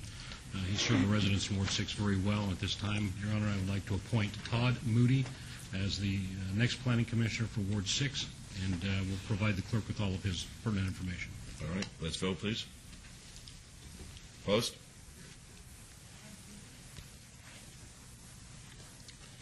Motion carries. Thank you. Mr. Mayor, I Yes. just wanted to make a comment here about Keen Ellsworth, and I haven't really met him or had much contact with him, but I did want him to know that I've heard many fine things about his work, how carefully he prepares, his knowledge, and he's done an absolutely excellent job, and I wanted to tell him our appreciation. And I have one more comment, too. Yes. Thank you, Councilwoman. I want to express my appreciation to all those who applied. I followed Councilman Wolfson's example when he chose a new planning commissioner and put it out to Ward 6, and I see my good friend Tom Morley in the audience today and appreciate his application and would encourage him to continue to stay active, and just appreciate all those who applied. Thank you. Okay. Item 67 is Bill number 2010-34, revises the provisions regarding the on-site parking, storage, and repair of vehicles in residential districts. Yes. I would just like to be able to have Mr. Jerbick say something a little bit about this. I know we obeyed item 66. But I just wish he could make a couple comments on why we did this. Oh, okay, fine. We'll go back to item 66. I'm sorry. This item 66 is updates the regulations governing certain commercial, entertainment, and solicitation activities within the pedestrian mall. Just wants to know why. You want to? Can you read that? Because it was agreed by staff. Actually, I didn't bring a copy All down right. with me, and since it's not, since it's been stricken, probably wouldn't be appropriate. All right, but fine. I'm more than happy to put comments on the record. Mayor Pro Tem would like you to state on the record why this was stricken. Actually, it wasn't stricken. It was continued until November 3rd, which is the first meeting in November. I've asked Mr. Lichtenstein, General Counsel for the ACLU, to join me at the podium. We have been working very closely together for the last several weeks on amending this bill so that we will finally end 15 years of litigation, have a constitutional ordinance that will regulate the conduct on Fremont Street that needs regulating, and not regulate conduct that doesn't need regulating. I wanted Mr. Lichtenstein to come down today because we don't have the bill ready for you at this point in time. Rather than present it as an amendment to the current bill, what we're planning to do is introduce it as a new bill at the next meeting, track it simultaneous so that the old bill and the new bill will be eligible on the 3rd of November. I want to say for the record that I have not shared the new language with the Fremont Street Experience. I haven't shared it with other people who also need to understand what's in it and make their comments. But I can tell you that as of yesterday afternoon, I think that for the most part, we finished what we needed to do to get this thing done. And I turn the podium over to Mr. Lichtenstein. Thank you, Mr. Lichtenstein. Yes, I'd go even further. I think that in terms of the agreement, basically what we've got now are some provisions that we agree upon but need to work on the language to make sure that the language is proper and it's not going to be misinterpreted to bring it back. As most of you know, it's actually only been 13 years, not 15 years. But this has been a very long and arduous situation. I think we're finally at a place where we can agree and put the issues concerning Fremont Street Experience and the constitutional rights there to bed. And I'm not sure what I'll do without it because it's been part of my life for so long. But as Mr. Jerbick said, we are very close, but we want to make sure that all the I's are dotted, all the T's are crossed, and the language is proper. And again, he also needs to consult with the Fremont Street Experience Limited Liability Company people and their lawyers. So what we're really looking for is a bit more time to make sure that it's done properly. Mr. Lichtenstein, I want you to know that I really appreciate you working with Brad so that we can put this to rest. I represent part of this, and Councilman Barlow represents the other half. It has been a problem. I know the Fremont Experience is really, really dying for us to get something like this passed so they can plan their schedules too without worrying about what they're doing and stuff. So I appreciate what you're doing, Brad. I appreciate what you've done, and thank you, Mayor. Thank you. Mayor Goodman. Councilman Barlow. Thank you. Mr. Lichtenstein, thank you so very much for working with us as well. I know this has been going on for a very, very long time. It started back when I was a liaison. It's been going on so long, and it seems like that was an eternity ago. But I am very concerned about what takes place in our downtown, because just as well as you are concerned as well, and everyone that we all represent, we do have to make sure that our downtown is a place that everyone will have an opportunity to come and enjoy without having to be harassed or feel as though it isn't a place that they're welcome. And so for that, I appreciate the dialogue that we've had an opportunity to share over the years, and hopefully this agreement will be able to be put to bed so that we can move on to our next line item of business. So with that, Brad, the recommendation that was moved from recommendation as far as the original ordinance, I understand it has been revised and re-edited, and things have been taken out, things have been put in. Will this ordinance come back before the recommendation board? Yes, it will. The new ordinance that we have just talked about will reappear before the same recommending committee. Okay, so the process in essence will reset to come back forward again for a recommendation to the full council. That's correct. Okay, for that clarification, thank you. Councilman Wilson. Mayor Goodman, thank you. Alan, me too. Very appreciative of your efforts and the efforts of your organization. Reasonable minds can oftentimes differ, and sometimes they can also agree, and it seems like probably compromise is probably the word of the day from what I understand this new bill and the terms it's going to contain. I was a little concerned about some of the things in the last bill.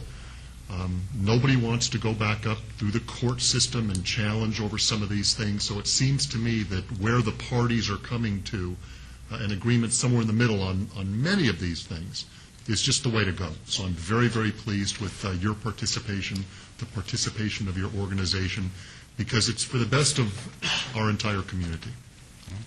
Let me just say, I'd like to thank Mr. Jervik for working with this. We have now something we didn't have 13 years ago, which is a lot of guidance from case law in terms of what kinds of regulations will pass constitutional muster, what kind can't. We have actually created some of that law with this because it was somewhat operating in a vacuum, but it does seem that now we have the same concerns. Again, making sure people can enjoy Fremont Street experience without violation of their constitutional rights or the violation of the rights of others, and I think finally we're at that point. So, again, thank you. And I'd just like to say this before we go on to the next item, and that is I hope that you'll be happy with the language. I hope that the ACL, you will be happy with the language, and the Fremont Street experience will be happy with the language, and we can come to a final accord. But don't be a stranger. That's all. Yes. Okay, thank you. We'll go on to item number 67.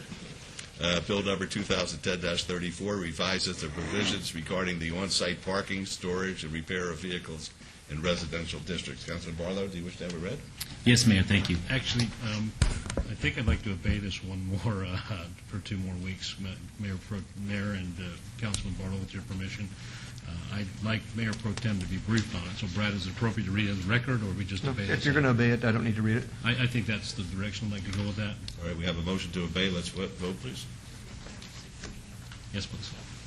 Please vote. Post. Mr. Mayor? Yes. Could I be in at that briefing with Councilman Reese? Certainly. Certainly. Thanks, Right. Councilman Ross. Motion carries. Councilman Ross, Councilwoman Tarkanian asked to be present in that briefing. Absolutely, and I will direct staff accordingly, Councilwoman. Thank you very much. Yeah, and include me as well, Councilman, if you don't mind. Thank you. Thank you.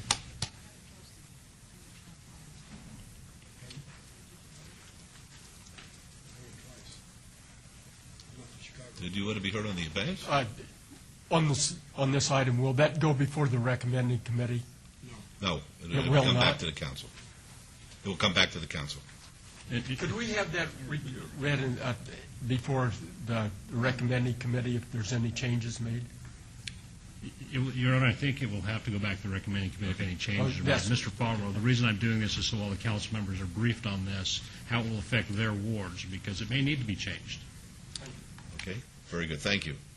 All right, item 68 is Bill number 2010-38, establishes time limits within which a member of the City Council may request reconsideration of council action to deny a zoning-related application.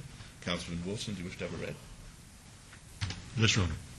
Thank you, Your Honor. Thank you, Councilman. Bill number 2010-38, an ordinance to establish the time limits within which a member of the City Council may request reconsideration of council action to deny a zoning-related application, private or other related matters. Councilman Wilson, do you have a motion? Am I being asked to make this motion because I chaired the That's correct. recommending committee? Okay. My motion is for approval. Very good, let's vote, please. Post?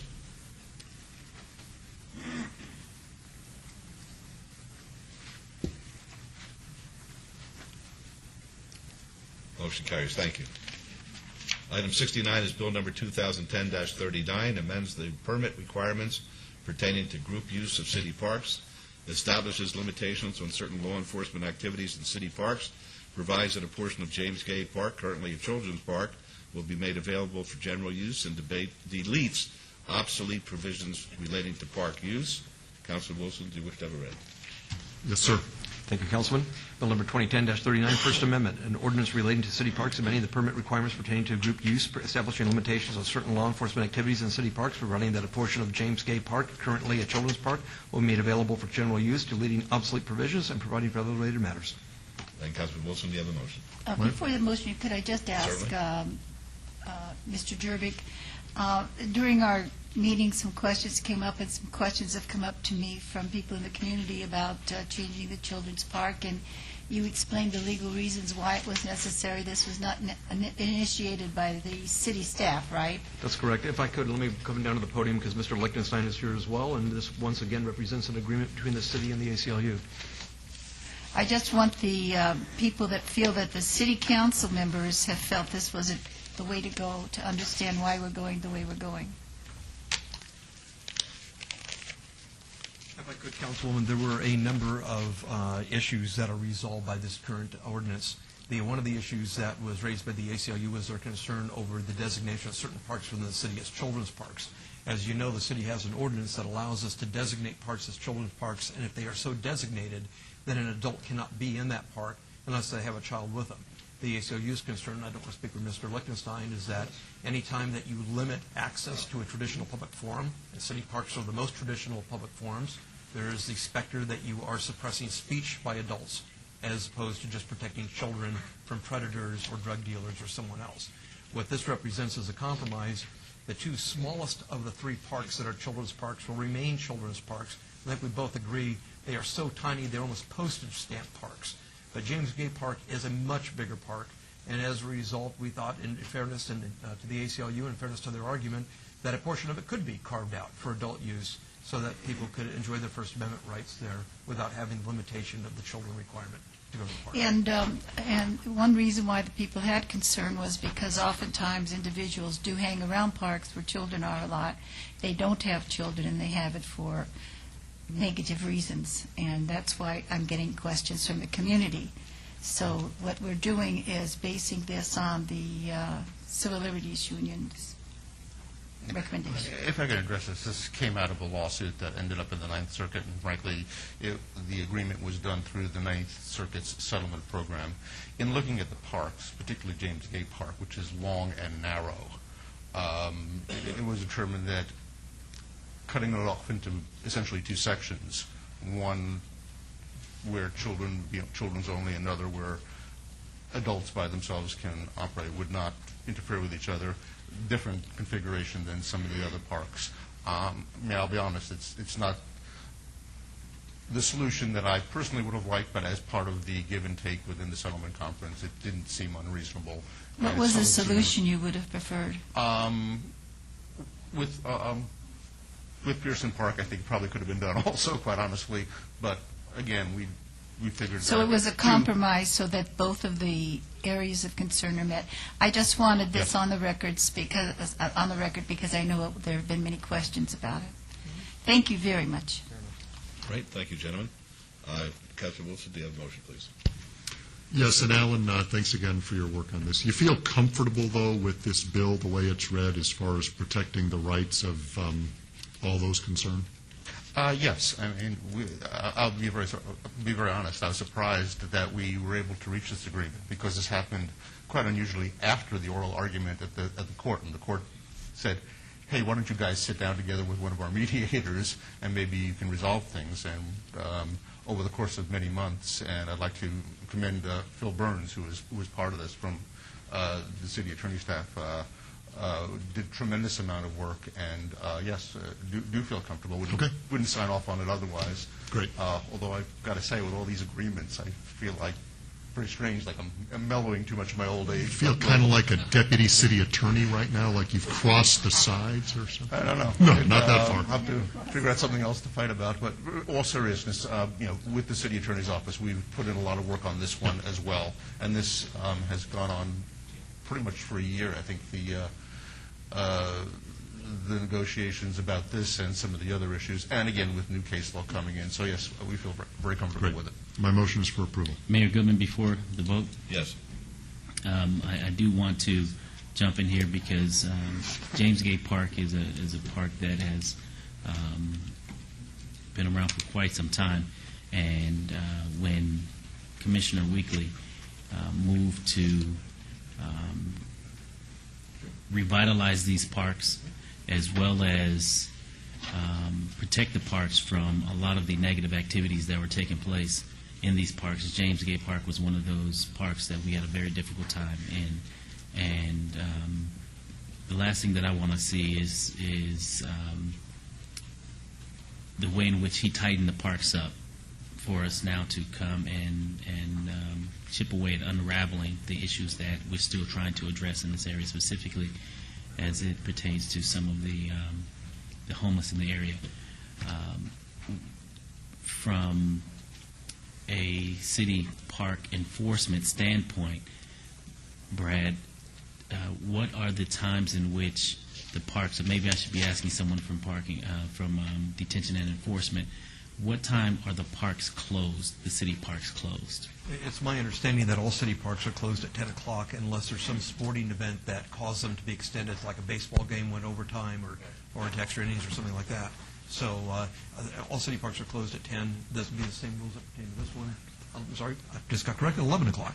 11 o'clock is when typically they close. Typically. Yeah, generally across the board they're at 11 o'clock. Please identify yourself for the record. Tim Shatler, Deputy Chief, Detention and Enforcement. Thank you. Okay. And I'm glad that you came up, and thank you, Mr. Shatler, for coming up and addressing this, because I know you all have been out to the park and making sure that all of our parks throughout the city of Las Vegas are protected. And so I want to make sure that we continue to keep a close eye on this particular park because of some of the issues that have transpired years ago. And although those problems have been eliminated, I want to make sure that we make sure that they don't start to creep back up on us and we have issues. But I believe we are moving in the right direction. But at the same time, I want to make sure that we keep our finger on the pulse of the activity that's transpiring in that area. And we absolutely will. NDOT continues to expand the highways and build new bridges. There's been a major shift as far as homelessness, and what I don't want that park to become again is a homeless park, because that's not what the park is designated for. It's for families and children to come and play, not for people to have a permanent stay overnight. Yes, sir. Thank you, sir. All right. Thank you, Councilman. Do we have a... I guess it's my motion. All right. Have we voted on it? All right. Let's vote, please. Did you make the motion? I did. To approve it? Yes. All right. Very good. Let's vote. Opposed? Oh, boy. I wish I had a camera for that one. Ooh, motion carries. Whoa. Whoa. Oh, I feel so... I can't believe what I just saw. Okay. We're good. It's beautiful. It's a beautiful country, Ms. Fretwell. It's a beautiful country when the ACLU's attorney shook hands with the city's attorney, and both of them. I think the record should reflect that a monkey just typed Hamlet.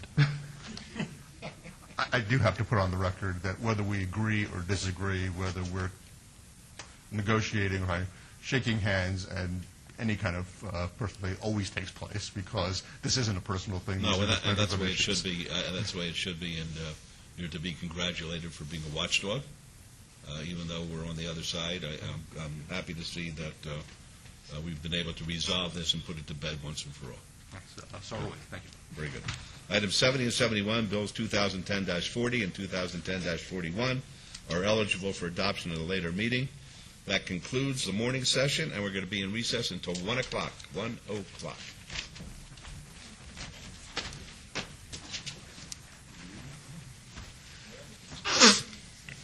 What happened?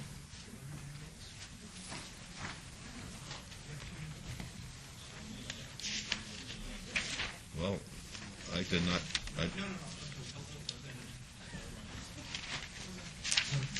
item number, on the board, it showed that there was no abstentions on that. Councilman Wilson abstained on that.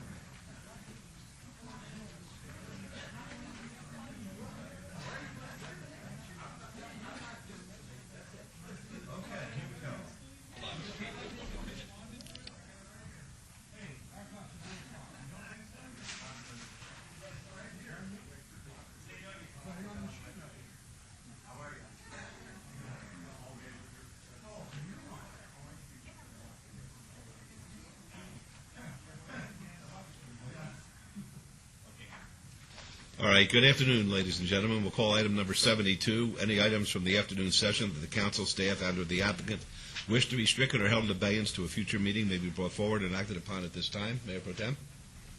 Thank you, Your Honor. We have item number 73 is appeal for property at 628 South Las Vegas Boulevard. Property owner, Garces Venture LLC, business owner Stephen J. Boyd. Staff's asked to strike. Item 74 is appeal for property at 1300 Fremont Street. Property owner SP Fremont LLC. Metro's asked that to be held in abeyance until our October the 6th meeting. And 7881 GPA 37599, rezoning 37600, special use permit 37601, and site development review 37602. Applicant, Ovation Development, owner Jimmy Lee, on 1.77 acres located along the south side of Lone Mountain Road, approximately 158 feet east of Rainbow Boulevard. The applicant wants that to be held in abeyance until our November the 17th, 2010 meeting. And item 82 is a variance 37831. Applicant owner Sandra Lippincott, 6791 Sierra Trail. The applicant would like that to be held in abeyance until our October the 20th, 2010 meeting. Are there any others at this time? Did you want to be heard on any of those items? On the Stephen Boyd matter, Your Honor. 73. Yes, I thought I heard him call it. I'm sorry. No, that's being stricken by the staff. It's off. I sent Metro home, and I'm going to send you home, my friend. So there's no ruling on it. That's correct. As we understand it, there has to be court action determined before we proceed. Absolutely. Okay, thank you. Thank you. You're welcome. Okay, you've heard the motion. Let's vote, please. Motion made and forward, take appropriate action, please. Okay. Post?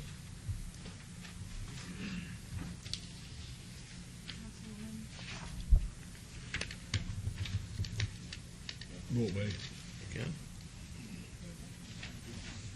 Motion carries. Thank you. Item 75 is a public hearing and possible action to consider a request for a waiver and or reduction of fees and or civil penalties for the property located at 4105 East Ogden Avenue in the amount up to $76,000. The property owners Juan Lopez and Brenda Corona, and this is in Ward 3. It's a public hearing, folks, so I'm now declaring it open. Thank you and good afternoon.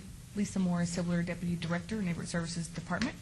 Today's hearing is a request to consider a waiver and or reduction of fees imposed on the parcel at the City Council meeting on May 20th, 2009 in the amount of $77,552.50. An abatement was conducted on this property on December 4th, 2008. Abatement fees associated with the case total $1,552.50 plus $76,000 in assessed daily civil penalties.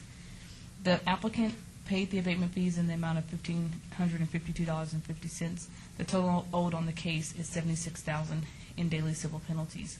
Staff spoke with the applicant, First American Title Company, on behalf of the new owners regarding the waiver request and recommends that the applicant pay the following reduced amount: $7,600, which is 10% of the assessed daily civil penalties. Pending approval, we ask that the applicant be given 30 days to make the payment. If the full amount is not paid within the time frame, the original lien will remain in effect. All right. Yes, ma'am. Would you like to be heard? No, Lisa gave you all the details. All right, fine. You better identify yourself for the record. Oh, I'm sorry. I'm Pam English with First American Title Company. All right, very good. Are there any questions of staff or anybody? All right, hearing none, it's a public hearing if anyone wants to be heard. Thank you, Todd Farlow, 240 North 19th Street. Are we getting all of our abatement money back on this? That's the question. Yes. Yes. We are? Yes. Thank you very much. Anybody else? I had the same question to him. Okay. Very good. All right. Follow staff's recommendation, Oscar. All right, we're good. All right, we'll close the public hearing, and there's a motion to follow staff's recommendation. Let's vote on that, please. Opposed? Motion carries. Thank you. Item 76 is a hearing and possible action on a 45-day review for the vacant or abandoned buildings located at 4152 Silver Dollar Avenue, Units 2, 4, 5, 7 to 8, and 4168 Silver Dollar Avenue, Units 1 to 4, 6 to 8, 4186 Silver Dollar Avenue, Units 1 to 7. The property owner is RFH La Paz, LLC, and this is in Ward 1. Mr. Smith, is the property owner present? I do not see him. Okay, what's the He's story? over here, buddy. What's the story? Just a little refresher, this was a group of apartments that we'd had a long dealing with, a lot of problems, a lot of nuisance. We've assessed numerous civil penalties in the amount of over $600,000. The councilwoman has had us monitoring this property extensively, and this is just coming back for, like I said, a 45-day review. Currently, we have no open cases on the property. There was a complaint of roaches and bed bugs on the property that did not come through our office, and the property owner has taken it upon himself to fumigate the buildings out there to get rid of this problem. Currently, there was one payment made. There was a total of $600,027, $737.28 in total fees that was applied to this case. So far, only $2,500 have been paid on this, and it was one payment back on March 17th. All right, Councilwoman, what's your pleasure? We said on September 16th of 2009, about a year ago, that we were going to ask him to set up a plan just to pay $500 a month. We asked him to do that. He made the one $2,500 payment and has not made another payment since. So basically, he's covered 5 months. Basically. Out of 12. This is where we had another property owner that sort of really did, is that correct? Am I remembering this correctly, who sort of left in the middle of a big mess? It was a different property owner. This gentleman basically was the management company for this property. When he took it over, it took us quite some time to get him to rectify any of the problems. We had that long period of time where there was no gas to the property, and we had people for several months with no heat. That's right. No way to cook, and so that's why all of the civil penalties that were applied were applied. Right. What do you? What's your recommendation on something like this? I will tell you that they still aren't watering the landscaping or anything. The trees, more of them are dying, but somebody's raking up a lot of the trash, although you know, they have lots of buildings, so a lot of space is in between the buildings, and there is a lot, and there's trash in some of them. It's better than it was, but it's not where it should be. I had heard that they'd had some paint and problem with fumes with that down there too, but that your office took care of that. What is it that you usually do in a situation like this? We don't expect that he's going to be able to pay $600,000, but you know, if he paid $500, at least it would show a good intention. He says it wasn't his fault because he wasn't the one that was primarily involved. However, it continued on his watch, and as you said, he didn't do anything about it, right? Correct. So what do you usually do? Well, we do have a lien placed on the property. So if he does not make an attempt over a period of time, it would go to the tenant foreclosure process. We could continue to contact him and see what his intentions are. There are additional civil penalties that you could impose on the property. Right now, I would say we should bring it back for at least review, no longer than probably 6 months, and we'll just bring it back before you and kind of let you know what's going on with it at that time. Well, would you do two things in that time? Would you see if there's any possibility any of this could be used for low-cost housing for seniors or something like that? Is it something that might be of value to the city? I don't know if it is or not, but I'd like to, and also I'd like to have the original papers and information from when they started, because I'd like to know what were the commitments. You know, what were they were supposed to do as far as landscaping, as far as painting, as far as anything else. If I could just have that original that gave us conditions. And I just also, for the record, I wanted to put on the record that he is scheduled for his pre-trial on November 8th. It was originally scheduled in October. It's been moved to November 8th, and for the citations that we've issued him on this property because of these violations. Then he'll have to go to court and get a decision there too, so that will help us. Can I, Ian Still from the City Attorney's Office, just a quick question about this $500 a month. Was that a written agreement, or was that some kind of condition that the council imposed at a hearing? If my memory serves me correctly, it was he stood up here in front of council, and he was asked by the councilwoman what he could do as far as payments, and he committed on record that he could do $500 a month. But right now, he's in arrears then, clearly, since it's been going on for a number of months. At that council meeting, when he showed up, he said that he had made a payment. We didn't have any record of it. He had made the payment just before the council meeting, so my office was not aware, but he made that one payment of $2,500 and has not made any payments since. I mean, it might be helpful, Your Honor, to get it back sooner than 6 months where he can come back and brief you all on the details of whether it's a viable property for low-income housing and check on the conditions that were placed, zoning conditions or other conditions that were placed upon it, and then we can bring you up to speed on this payment situation. Because if the payments were a condition of you not imposing additional civil penalties, that's something we can probably go to court on and enforce. Alternatively, we might be able to get him to sign a confession of judgment or something, or a payment agreement, something in writing that he acknowledges he owes the money, how much it is, and what the monthly payment is, so we can reduce it to a piece of paper. May I suggest then that we get him back here sooner than later, and probably, Councilwoman, with the November 8th court date, let's bring him in at the next available council meeting after that, so we'll have a status as to where he stands on the citations. I think that's a good idea, and then those 2 requests I gave you, you could have completed by that time, and we'll have that information That'll also. be November 17th then.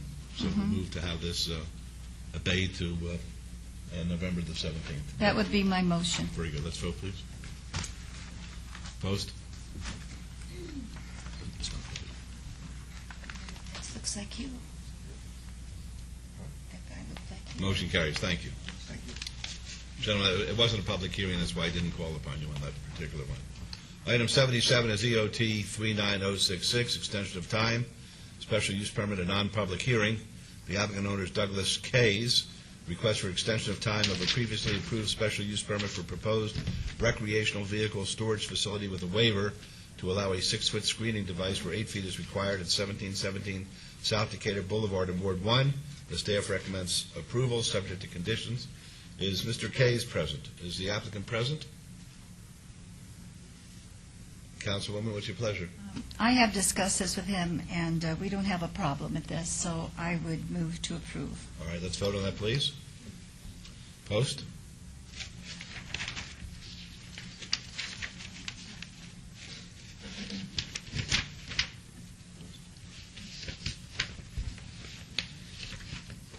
Motion carries. Gentlemen from Metro, if you're here on any of, are you here on the property at 1300 Fremont by any chance, or? Oh, okay, fine. All right, very good. Because there was a matter that we had stricken that applied to Metro. Very good. Item 83 and 84. 83 is VAR 38114. Request for variance to allow a 9-foot tall menu board where 7 feet is the maximum height allowed, and to allow an incidental sign, a clearance arm, that is 13 feet tall, 27 square feet in area, and contains a logo making up 67% of the sign area, where 7 feet in height, 12 square feet in area, and 50% logo coverage is allowed. 84 is MSP 38116, request for a major amendment to a previously approved master sign plan. The applicant owner is Seabreeze Village Number 2 LLC. The project's located on .52 acres at the northeast corner of Buffalo Drive and Vegas Drive. The Planning Commission recommends approval, and staff recommends denial of both of these items. These items are in Ward 1.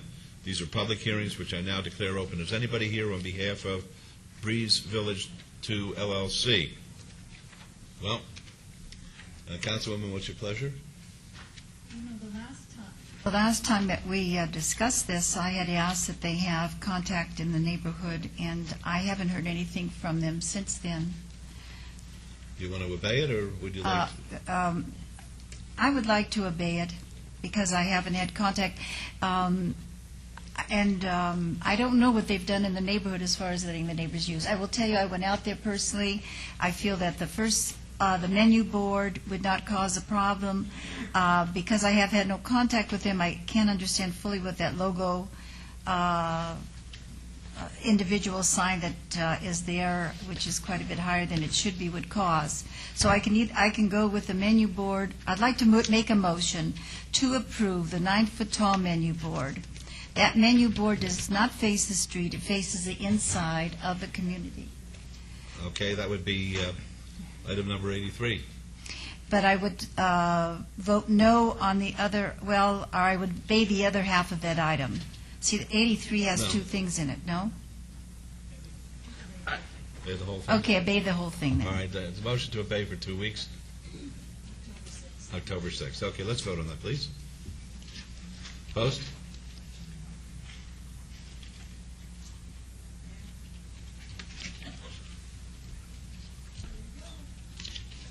Motion carries. Thank you. And does that take care of 83 and 84? Yes. Okay. Okay, item 85, Madam Clerk, would you please set the public hearing dates and appeals from the City Planning Commission meetings and dangerous buildings or nuisance litter abatements? Very good. It's the time for citizens' participation. Public comment during this portion of the agenda must be limited to matters within the jurisdiction of the City Council. No subject may be acted upon by the City Council unless the subject is on the agenda and scheduled for action. If you want to speak, please give us your name.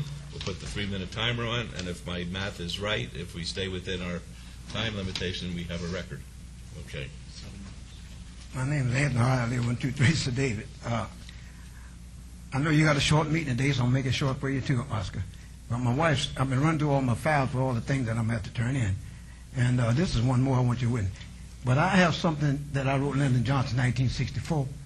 The people really need to know. You see, I'm a man 30, 40 years ahead of myself. The objective is everything, right down to education. They read it over at the county manager, Miss Valentine. She read. But anyway, if you could just let the camera come down on it, and then I'm gonna flip it over and show you a famous guy's signature, and that he died, and my wife, I didn't even know I had his signature. I knew that back in the 1960s, whenever, which was a very important time in our country. All kinds of bills was passed and whatever on the Lyndon Johnson. Okay, we have the overhead on. Oh, you got it on? Okay. I'm gonna flip it over. The signature is Robert Kennedy. Robert, not Edward, not the president, not the other brother died in World War II, the airplane pilot, whatever. That family, Ed was the only one that died of a natural cause, but the rest of the family always died kind of, tragically violent and whatever. But his signature, along with Martin Luther King and several others, and the great Edward Dirksen of Illinois, what I'm trying to say, I've had a lot of people, autograph various things for me. And there was mentioning about Dover, Delaware, or Delaware as a state, and that's where the vice president, whatever. But see, what a lot of people don't know, Delaware and Rhode Island, they are the smallest two states. In fact, if you drive 80 miles an hour and wave at somebody, you clean through the state, And see, a lot of people know in your western states, pick any one state in the west, and you can put New York and New England and whatever, New Jersey and all that, and still be traveling in the western state. That's all I'm trying to say. And then I remember years ago in New Jersey, you could go through about 9 different cities in about 30 miles, whatever. I know you said, well, what did this mean? It means an awful lot. I'm trying to say, I traveled all over this great country. I've been in 46 states out of the 50. And in fact, when my children were little, I used to carry them all over. They went up in Canada, Mexico, and so on, whatever. The objective is traveling is very important. I got to see our great nation, and the better half of the world, but we don't need to go there either. But the objective is this is a beautiful country. And I always talk about that. And I also want to say, Oscar, that I really do believe that Nevada, this state's going to come back, our country coming back. And you got the Tea Party and all them people out there. When I said a few years ago that I wanted us to get rid of Congress and the Senate, because a lot of them people been there 30 and 40 years, and a lot of them are dying off, a lot of them resigning, and some of them being thrown out of government. I have to cut you short, sir. That's another thing. Whatever. That's all right. No problem. No problem. I appreciate that. Right.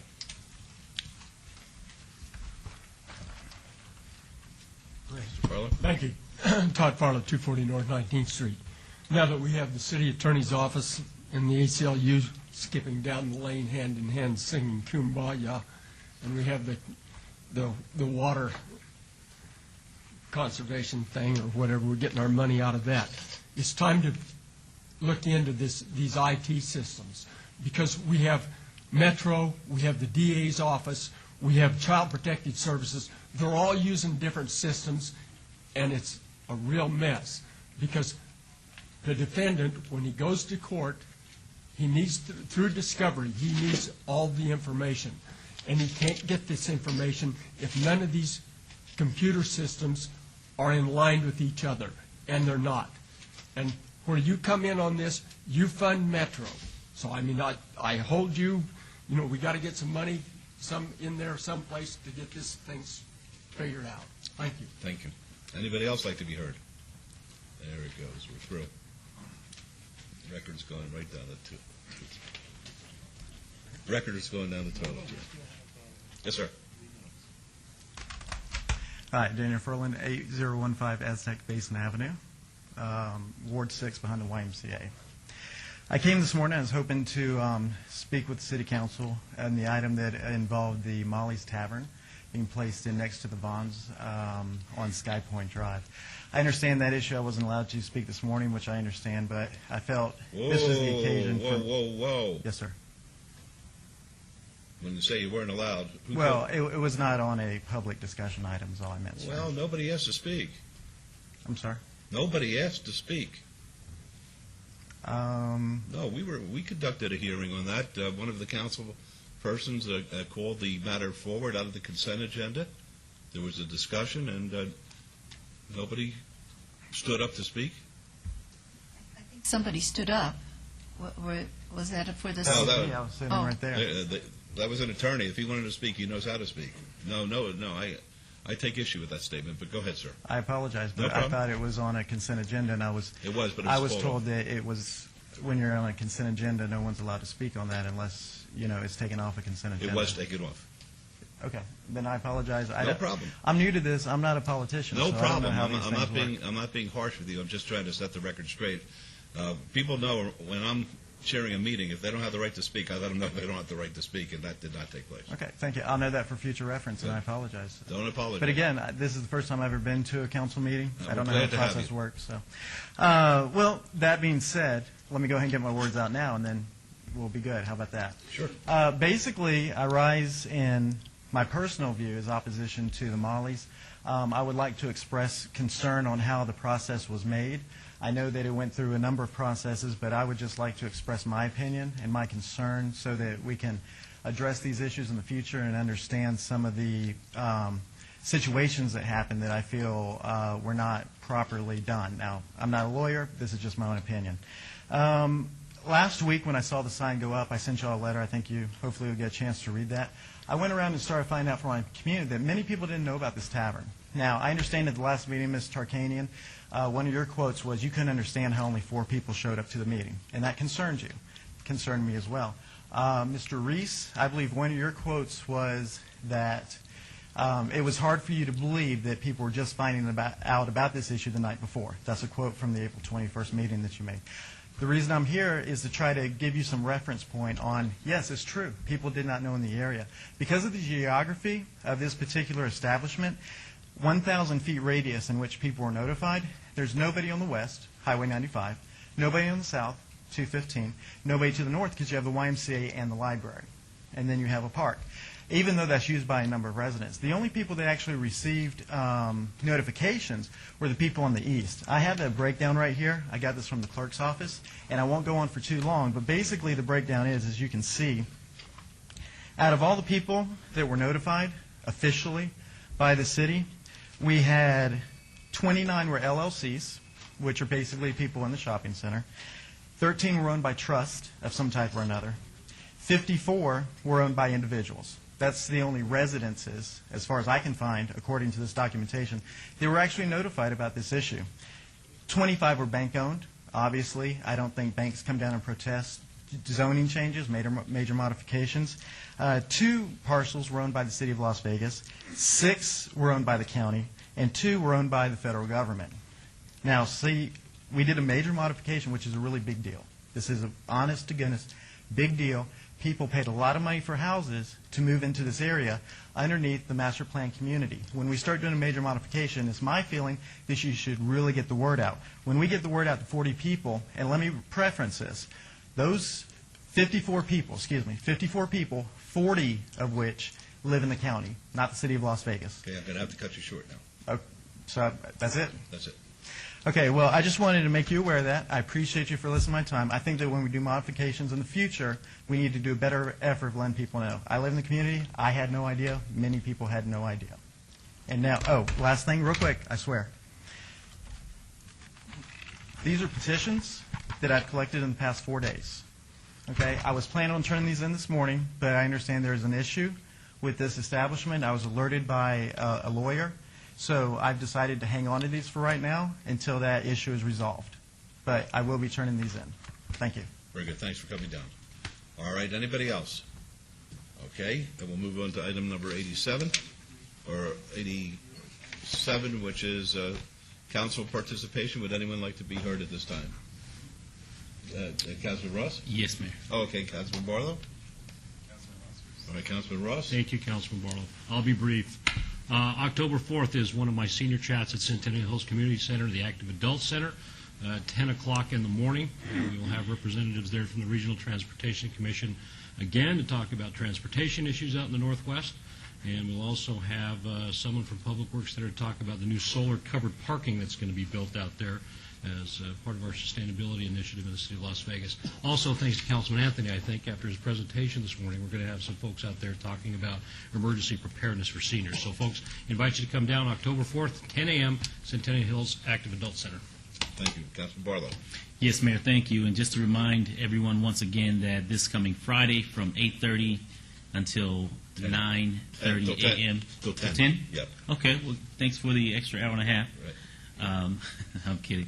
The mayor will be hosting his mayor with the coffee with the mayor at Patricia's Soul Cafe on Martin Luther King, 1100 Martin Luther King. I will be in attendance, so we're inviting everyone in the community to come out and have coffee and conversation with the mayor.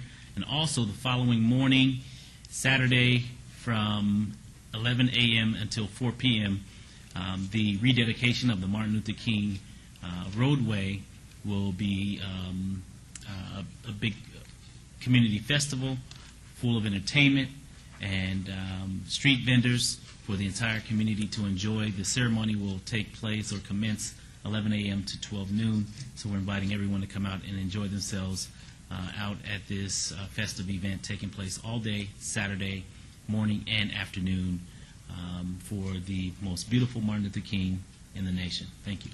Thank you. Do you know the cross street offhand, Councilman, of the Patricia's?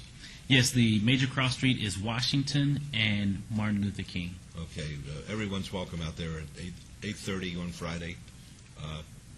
We'll have a good time together. All right, anybody else at this time? Councilman Anthony and then Councilman Wilson. Okay, thank you. I'd like to invite everyone to 3 events. The first one is the annual Walk and Roll for ALS of Nevada. This is a fundraising event for to help victims and families who have this fairly devastating disease, ALS. It's going to be on Saturday, September 25th, at Police Memorial Park in Ward 4, which is located at 3250 Metro Academy Way, which is right behind the Northwest Area Command on Cheyenne. We'll have a breakfast set up at 8:30. Registration will begin at 9 o'clock, and the walk will begin at 10 o'clock. And again, this is going to be an easy walk. You can bring your kids, bring your dog if you want. It's a couple of walks around the park. You get to meet a lot of folks. But again, this is the most important thing is we're going to try to raise money for the victims and families of ALS. And if you'd like to have more information, go to www.alsofnevada.org. So please come out for that. The second event is also going to be held in Ward 4. It's a shredded event. And if you haven't heard about a shredded event, I know Councilman Ross just had one in his ward, and it's very successful. And what we do here is we have a shredded truck out at the location. It's provided by Opportunity Village. And there's a lot of folks out there that have documents that need to be shredded so they don't become victims of identity theft, which is a big problem today. So if you have a lot of documents with your name, social security number, information that a criminal wants to get to in order to steal your identity, this is a great way to shred it. And you can bring up to 5 boxes of information. The event is going to be held October 2nd on Saturday from 10 a.m. to noon at Bruce Trent Park, which is located at Rampart and Vegas Drive. It's free of charge. It's easy. You drive up, you drop off your boxes, you get to see the information shredded. I'll be there if you have any questions concerning the City of Las Vegas or Ward 4. Again, it's October 2nd, Saturday, from 10 a.m. to noon at Bruce Trent Park at Rampart in Vegas. And then the last event is, it's not in the City of Las Vegas, but I'm still going to tell you about it. It's the Greek Food Festival, St. John's Greek Food Festival. It's an annual event. This is the time to become a Greek for a day. And we're going to have lots of Greek food and lamb and stuffed grape leaves and baklava, and we're going to have Greek beer. And if you want to try some ouzo, this is a great time to try some ouzo. And you come out and you're a Greek for a day. We're going to have a Greek band with Greek music, and you will show you how to dance Greek. And I want to give you that information. It's going to be held September 24th, 25th, and 26th. Which is Friday, Saturday, and Sunday. On the 24th, Friday, will be from 3 p.m. to 11 p.m. Saturday, again, from 3 p.m. to 11 p.m. And on Sunday, from noon to 10 p.m. And it's all going to occur at St. John's Greek Orthodox Church, located at 5300 South El Camino, which is a corner of, it's on Hacienda between Jones and Torrey Pines. So come on down. It's a great time. I also want to let you know that on Saturday at 4 o'clock, Mayor Oscar Goodman will be there to toast, instead of a martini glass, he's going to have an ouzo glass. We're going to try that. And we're going to show him how to dance Greek for a day. So come on down. All the money that's raised goes to the St. John's Greek Orthodox Church. So thank you very much. Okay, thank you. Councilor Wilson. Thank you. I have another missing child to tell you about this week. Every week I bring you another child that is missing here in the Las Vegas area. This information is provided to me prior to each meeting by Nevada Child Seekers and is also available on their website at www.nevadachildseekers.org. On the screen right now you can see today's child. She's only 13 years old and has been missing only since September 12th, just a few days. She is a runaway and was last seen at Lone Shepherd Drive. She was wearing torn jeans, shorts, a black sweatshirt, green flip-flops, and is known to frequent the Centennial Hills Skate Park. Hannah is 5 feet 5 inches tall, weighs 145 pounds, has blue eyes and dark brown hair with blonde highlights. The more people looking for this young lady, the greater the chances are of returning her safely to her family, because there is a family that misses Hannah and would like to have her come home. If you know where Hannah is, please contact Nevada Child Seekers at 458-7009 or the Las Vegas Metropolitan Police Department's Missing Persons Unit at 828-3111. Let's try and find Hannah. Thank you. Okay. Anybody else? Mr. Mayor, that's wonderful you do that every time, too, Councilman. I did want to mention that on September 16th, make sure I've got the right month here, we are going to have a senior tour of Cardenas, the grocery store, and it'll be at 10:30 a.m. tomorrow. Yes. And then also, I wanted to state that on September 24th, at 10:30 a.m. also, we will have at the YMCA near Meadows Mall the emergency preparedness event.